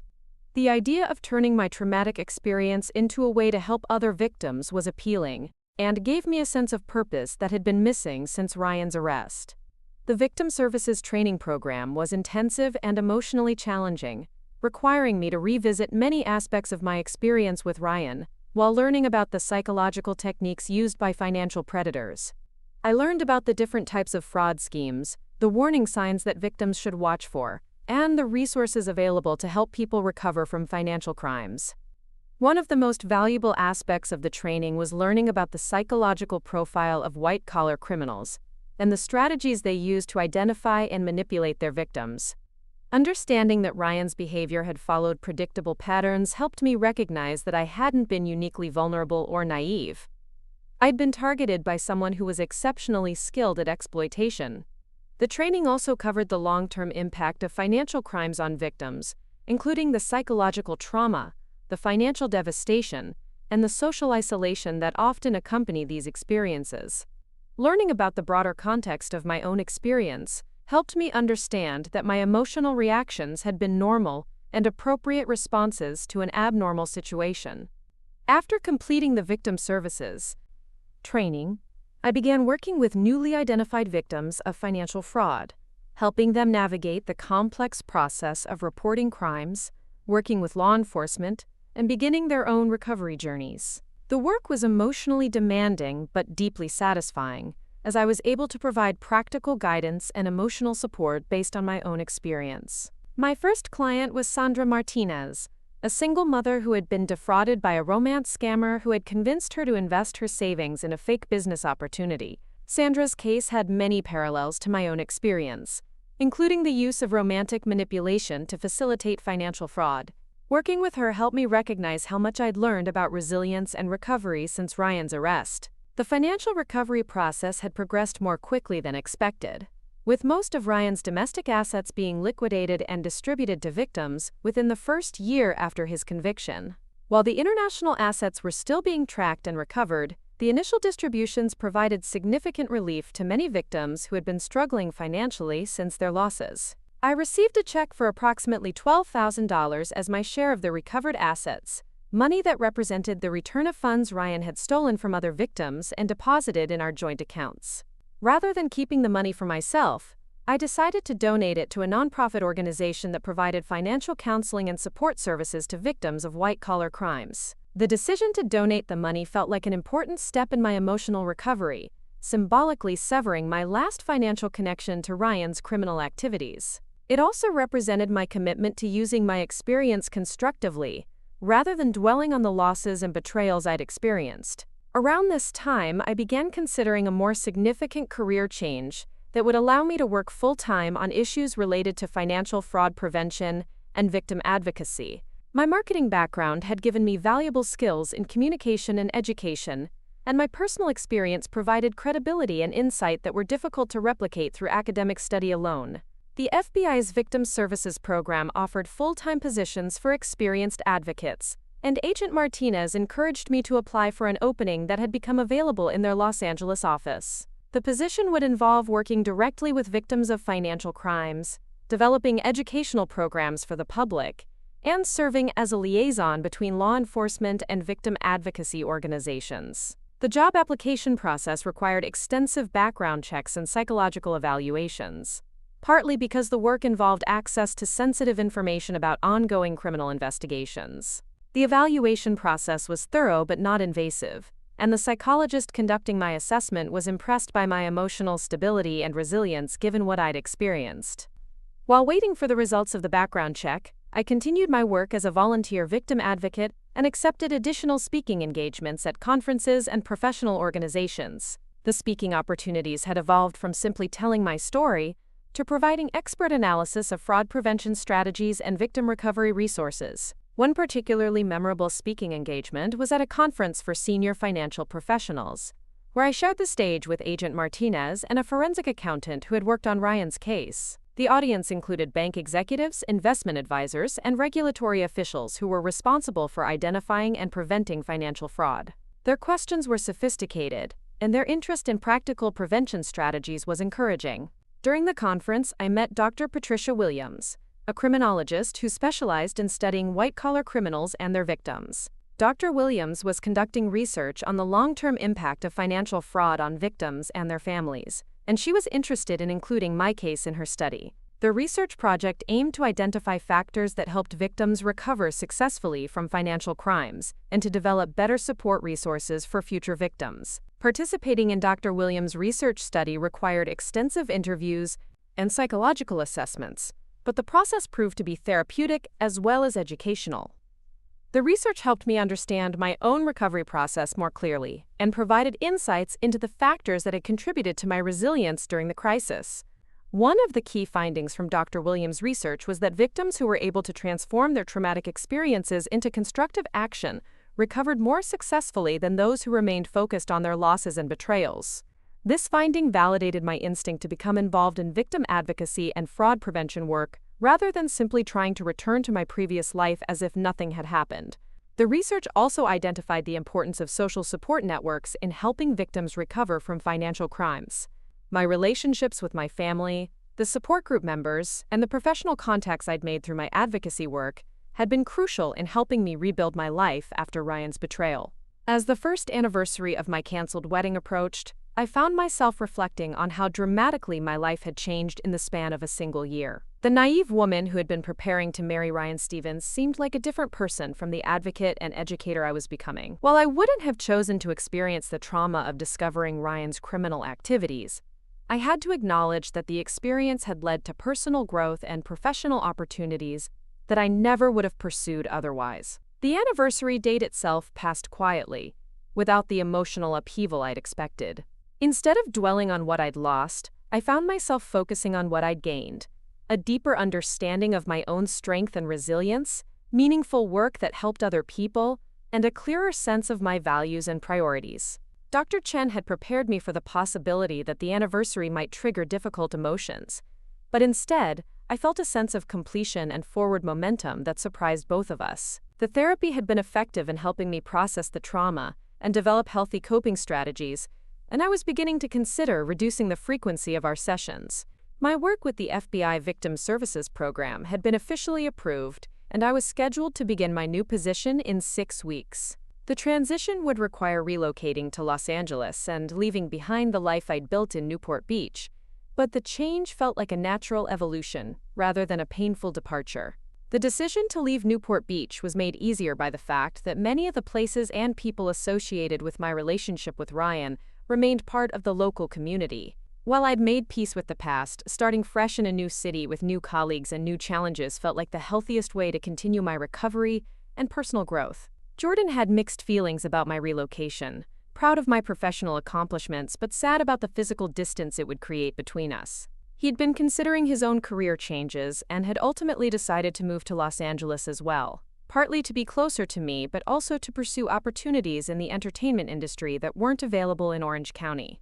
My mother had been consistently supportive of my decision to pursue victim advocacy work, recognizing that it gave me a sense of purpose and meaning that had been missing from my previous career. She'd watched me transform from a devastated victim into a confident advocate, and she was proud of how I'd used my traumatic experience to help other people. The support group that had been so crucial during my early recovery had evolved into lasting friendships with people who understood my experience in ways that others couldn't. Margaret Walsh had recovered most of her stolen pension funds and was using her experience to educate other seniors about investment fraud. David Kim had successfully launched a new business, and had become a vocal advocate for stronger fraud prevention regulations. As I prepared for my move to Los Angeles and the beginning of my new career, I realized that Ryan's betrayal and criminal activities had inadvertently set me on a path toward work that was more meaningful and fulfilling than anything I'd previously considered. While I would never be grateful for the trauma and deception I'd experienced, I was beginning to appreciate how those experiences had shaped me into someone stronger and more purposeful than I'd been before. The woman who would be starting work at the FBI's Los Angeles office was fundamentally different from the marketing director who had been planning her fairy tale wedding just over a year earlier. She was wiser about human nature, more compassionate toward people in crisis, and more committed to using her skills and experience to make a positive difference in the world. Ryan Stevens had tried to use me as cover for his criminal enterprise, but ultimately his betrayal had led me to discover my true calling and authentic purpose. 3 years had passed since I'd walked away from my wedding altar in that devastating moment that changed everything. Now, standing in the conference room of the FBI's Los Angeles field office, I was presenting my latest research on romance fraud prevention strategies to a room full of federal agents, financial investigators, and victim advocates. The confident woman delivering this presentation bore little resemblance to the shattered bride who had discovered her fiancé's double life just hours before her ceremony. My work with the FBI's Financial Crimes Unit had evolved far beyond what I'd initially imagined when I'd first applied for the victim services position. What had started as peer counseling for fraud victims had grown into specialized consulting on complex financial crime cases, developing educational programs for financial institutions, and serving as an expert witness in federal prosecutions of white-collar criminals. The transformation hadn't been easy or immediate. Those first months in Los Angeles had been filled with challenges as I'd learned to navigate federal bureaucracy while still processing my own trauma. But the work had provided a sense of purpose that had been missing from my life, and gradually I'd discovered that my experience with Ryan's deceptions had given me insights that were invaluable in helping other victims and preventing similar crimes. Agent Martinez, who had become both a colleague and a friend, introduced me to the assembled group with words that still surprised me when I heard them. Madison Hayes is one of our most effective victim advocates and fraud prevention specialists, she announced. Her unique perspective as someone who experienced both personal and financial fraud has revolutionized how we approach victim services and criminal prosecution in these cases. As I began my presentation on the psychological techniques used by romance fraud perpetrators, I caught sight of my reflection in the conference room windows. The woman looking back at me was poised, professional, and completely comfortable speaking to a room full of law enforcement officials about complex criminal behavior. It was hard to believe that this was the same person who had once been so naive about human nature that she'd been completely deceived by someone she'd lived with for 3 years. The presentation covered a case study involving a romance fraud ring that had defrauded victims of over $5 million across multiple states. The perpetrators had used dating apps and social media to identify vulnerable targets, then employed sophisticated psychological manipulation techniques to convince victims to transfer money for fake emergencies, investment opportunities, and travel expenses. The case had taken 18 months to investigate and prosecute, but it had resulted in convictions for all 7 members of the criminal organization. My role in the investigation had been to analyze the communication patterns between the fraudsters and their victims, identifying the specific manipulation techniques that had been most effective in convincing people to transfer money. The psychological profile I'd developed had helped agents predict the perpetrator's behavior and ultimately led to their arrest when they'd attempted to expand their operations to international targets. After the presentation, several agents approached me with questions about ongoing cases they were investigating. These consultations had become a regular part of my work, as my experience with Ryan's manipulation tactics had proven to be applicable to a wide range of financial fraud schemes. The ability to think like both a victim and an investigator had made me uniquely effective at understanding how these crimes unfolded. Special Agent David Ramos, who supervised the white-collar crime unit, had become a mentor and advocate for my work within the FBI. He'd been instrumental in expanding my role beyond victim services into active case consultation and fraud prevention program development. Under his guidance, I'd earned certifications in forensic psychology and financial crime investigation that had enhanced my credibility within the law enforcement community. Dave, as he insisted I call him despite the professional setting, had pulled me aside after the presentation to discuss an exciting new opportunity. "Madison," he said, "we've been invited to present our victim advocacy program at the International Association of Financial Crimes Investigators Conference in Geneva next month. The organizers specifically requested that you be part of the presentation team because of your unique background and expertise."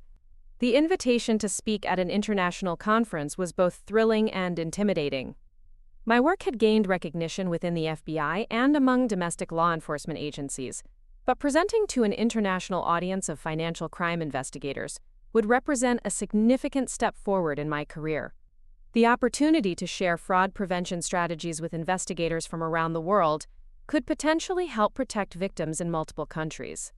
As I considered the Geneva invitation, my phone buzzed with a text message from Jordan, who had successfully established himself as a freelance graphic designer in Los Angeles and had become one of my closest supporters during my career transition.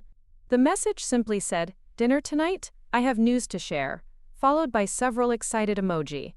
Jordan and I had maintained our close sibling relationship throughout all the changes in our lives, and he'd been genuinely proud of my professional accomplishments. His own career in entertainment industry design had flourished in Los Angeles, and he'd recently been hired to work on the visual branding for a major streaming series. Our relationship had been strengthened by the shared experience of surviving Ryan's betrayal and the family crisis that had followed. That evening, over dinner at a small Italian restaurant in West Hollywood, Jordan revealed his news with characteristic enthusiasm. "Maddie," he said, grinning widely, "I've been offered a position as art director for a new television series about white-collar crime investigations. The producers want to ensure the show accurately portrays how these investigations work, and they're looking for consultants who can help with authenticity." The irony wasn't lost on either of us, that Jordan's career was now intersecting with mine in unexpected ways. His work on the series would require him to understand the same types of criminal investigations that had become my professional specialty, creating an opportunity for us to collaborate professionally as well as personally. "More importantly," Jordan continued, "I recommended you as a consultant for the series. The producers are specifically interested in the victim perspective and the psychological aspects of fraud crimes. They want to make sure the show doesn't just focus on the investigative procedures, but also accurately depicts the human impact of these crimes." The idea of consulting on a television series was intriguing and represented another way to educate the public about fraud prevention. Television shows had enormous influence on public perceptions of crime and law enforcement, and the opportunity to ensure accurate portrayal of victim experiences could help reduce stigma and increase understanding of these issues. As we discussed the possibilities, my phone rang with a call from Dr. Chin, my former therapist who had become a colleague and friend after I'd completed my formal therapy. She was calling to congratulate me on a research paper I'd co-authored with Dr. Patricia Williams about resilience factors in financial crime victims, which had just been accepted for publication in a peer-reviewed criminology journal. The research paper represented the culmination of years of work analyzing the experiences of fraud victims and identifying the factors that contributed to successful recovery. The findings had practical implications for victim services programs and could help improve support resources for future victims.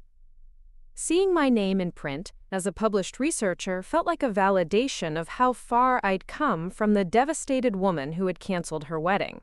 Dr. Chen's call also reminded me of how much my personal life had evolved alongside my professional growth. The therapy had been crucial in helping me process Ryan's betrayal, but it had also helped me develop healthier relationship patterns and stronger boundaries with people. I'd learned to trust my instincts more effectively and to recognize red flags that I might have previously dismissed. The personal growth had extended to my romantic life as well, though I'd been cautious about dating after the trauma of discovering Ryan's deceptions. About a year earlier, I'd met Michael Torres, a federal prosecutor who specialized in white-collar crime cases, through our professional work. Michael had been assigned to prosecute several fraud cases that I had consulted on, and our working relationship had gradually evolved into friendship and eventually romance. Michael understood the demands of my work and the emotional complexity of my background in ways that someone outside law enforcement might not have. He'd seen firsthand how fraud victims were affected by these crimes, and he respected my dedication to victim advocacy and fraud prevention. Most importantly, he was completely transparent about his own life and work, understanding that honesty and openness were essential for any relationship with me. Our relationship had developed slowly and deliberately, with both of us recognizing the importance of building trust gradually rather than rushing into emotional intimacy. Michael had been patient with my occasional anxiety about trusting someone completely, and I'd been understanding about the demands of his prosecutorial work. The relationship felt healthy and balanced in ways that my relationship with Ryan never had, even before I had discovered his criminal activities. Michael and I had plans to attend the Geneva conference together, as he'd also been invited to present on prosecution strategies for international financial crime cases. The opportunity to travel together professionally felt like a natural evolution of our relationship, combining our personal connection with our shared commitment to fighting financial crime. As Jordan and I finished dinner and discussed the television consulting opportunity, I reflected on how dramatically my life had changed since that devastating day at the Oceanview Resort. The career I'd built from the ashes of Ryan's betrayal had given me purpose, recognition, and financial security that exceeded anything I'd achieved in my previous marketing career. The relationships I'd developed were based on honesty, mutual respect, and shared values, rather than the artificial charm and manipulation that had characterized my relationship with Ryan. The next morning brought another reminder of how far my life had progressed, when I received a call from Margaret Walsh, the retired teacher who had become a close friend through our shared experience as Ryan's victims. Margaret was calling to update me on the final distribution of recovered assets from Ryan's criminal enterprise, which had been completed after nearly 4 years of international asset recovery efforts. The final accounting showed that approximately 85% of the stolen funds had been recovered and returned to victims, a remarkably high recovery rate for white-collar crime cases. Margaret had received enough money to restore her retirement security, and most of the other victims had recovered the majority of their losses. The successful asset recovery was a testament to the thorough investigation and international cooperation that had followed Ryan's arrest. Margaret also shared news that Ryan had recently been denied parole in his first eligibility hearing and would remain in federal prison for at least another 5 years before his next review. The parole board had noted his lack of remorse and his continued attempts to minimize his criminal responsibility as factors in their decision. While I'd moved on from any personal feelings about Ryan, I was relieved to know that he remained incarcerated and unable to victimize anyone else. The conversation with Margaret reminded me of how important the victim support network had been during my recovery, and how those relationships had evolved into lasting friendships. David Kim, the entrepreneur whose business had been destroyed by Ryan's fraud, had successfully launched a new company that provided cybersecurity services to financial institutions. His experience as a fraud victim had given him unique insights into vulnerabilities in financial systems, and his new business was thriving. The success stories from Ryan's victims were gratifying and reinforced my belief that people could rebuild their lives after devastating financial crimes. Each person had found different ways to move forward, but the common threads were resilience, community support, and the ability to transform traumatic experiences into sources of strength and wisdom. Later that week, I attended a conference in San Francisco where I was presenting research on fraud prevention strategies to an audience of bank security officers and financial advisors. The presentation went well, with engaged questions from the audience and several requests for follow-up consultations. After the presentation, I was approached by Elena Vasquez, a documentary filmmaker who was working on a project about white-collar crime victims and their recovery journeys.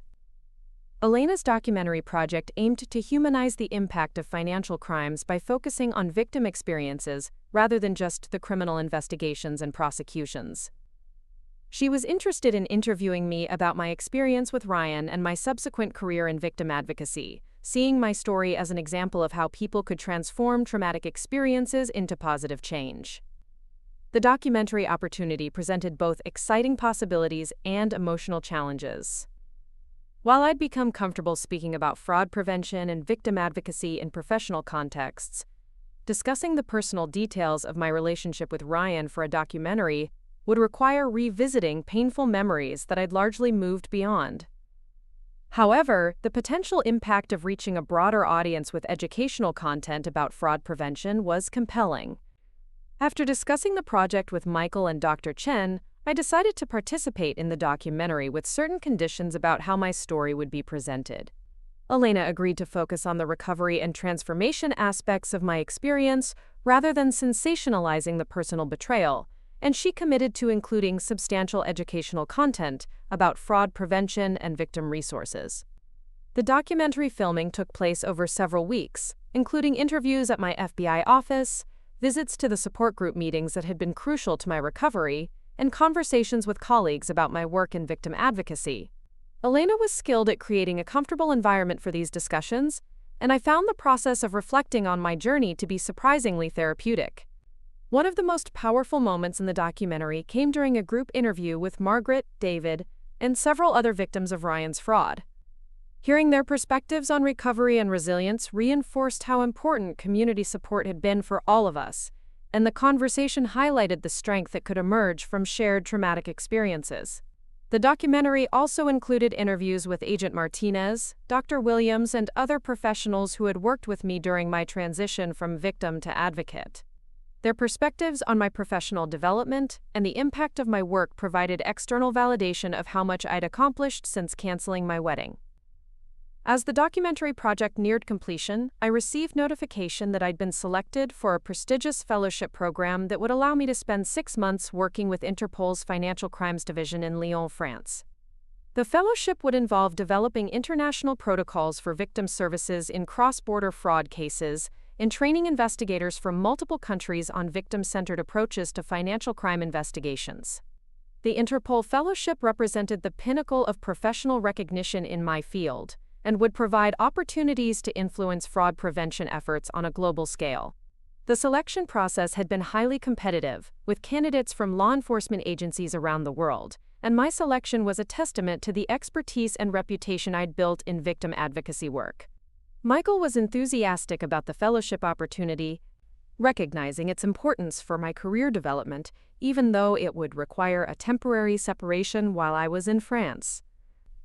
His support reinforced my confidence that our relationship was built on mutual respect and shared goals, rather than dependency or possessiveness. As I prepared for the fellowship and continued my work with ongoing fraud investigations, I often reflected on the unexpected path that had led me to this point. The woman who had stood at that wedding altar 3 years earlier, devastated by the discovery of her fiancé's betrayal, could never have imagined the career and personal growth that would emerge from that crisis. The experience with Ryan had been traumatic and devastating, but it had also been transformative in ways I was still discovering. The naivete and trust that had made me vulnerable to his deceptions had evolved into wisdom and discernment that served me well in both professional and personal relationships. The emotional devastation of discovering his betrayal had developed into empathy and compassion that made me effective in helping other victims recover from similar experiences. Most importantly, the crisis had forced me to discover strengths and capabilities that I'd never known I possessed. The woman who had built her identity around being someone's supportive partner had learned to be independent, confident, and professionally accomplished in her own right. The person who had trusted others' judgments more than her own instincts had developed the confidence to trust herself and make difficult decisions based on her own values and priorities. On the morning I was scheduled to fly to Lyon to begin the Interpol Fellowship, I stood in my Los Angeles apartment looking out at the city where I'd rebuilt my life. The space was filled with professional awards, photographs from conferences and speaking engagements, and books on criminology and victim advocacy that represented my expertise in a field I'd never intended to enter. The apartment was also filled with reminders of the healthy relationships I'd built since leaving Orange County. Photos with Michael from our travels and professional conferences, artwork that Jordan had created for my home office, letters from fraud victims I'd helped during their recovery journeys, and gifts from colleagues who had become genuine friends. As I prepared to board the plane for France, I thought about the anonymous text message that had led me to Pier 47 on my wedding night, where I'd first learned the full scope of Ryan's criminal activities. That meeting had set in motion a chain of events that had ultimately led to this moment, when I was recognized as an international expert in fighting the very types of crimes that had once devastated my own life. The irony was profound.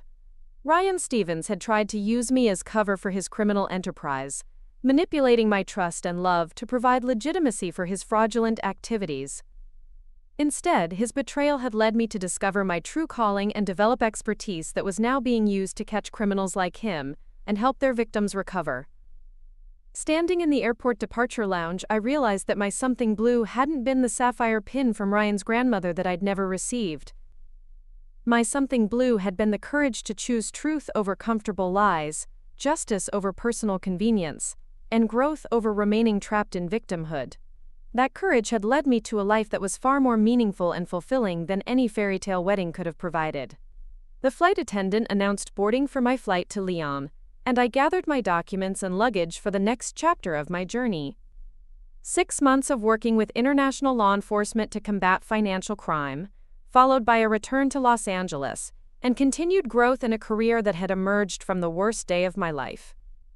As the plane lifted off from Los Angeles, I looked down at the city lights and thought about all the victims of financial crimes who were just beginning their own recovery journeys. Tomorrow, I would start work that could help protect people around the world from the kind of devastating betrayal I'd experienced. The pain Ryan had caused had been transformed into purpose, and the life he'd tried to destroy had become a force for justice and healing. The story that had begun with a canceled wedding had become something far more important than any marriage could have been. It had become a mission to ensure that other people didn't suffer the same betrayals I'd experienced, and that those who did could find the support and resources they needed to rebuild their lives. Ryan Stevens was serving a 45-year sentence, but the woman he'd tried to destroy was now helping to catch criminals like him and heal the damage they caused. That, I realized as the plane headed toward France, and the next phase of my career, was the most perfect revenge of all. Up next, you've got 2 more standout stories right on your screen. If this one hit the mark, you won't want to pass these up. Just click and check them out.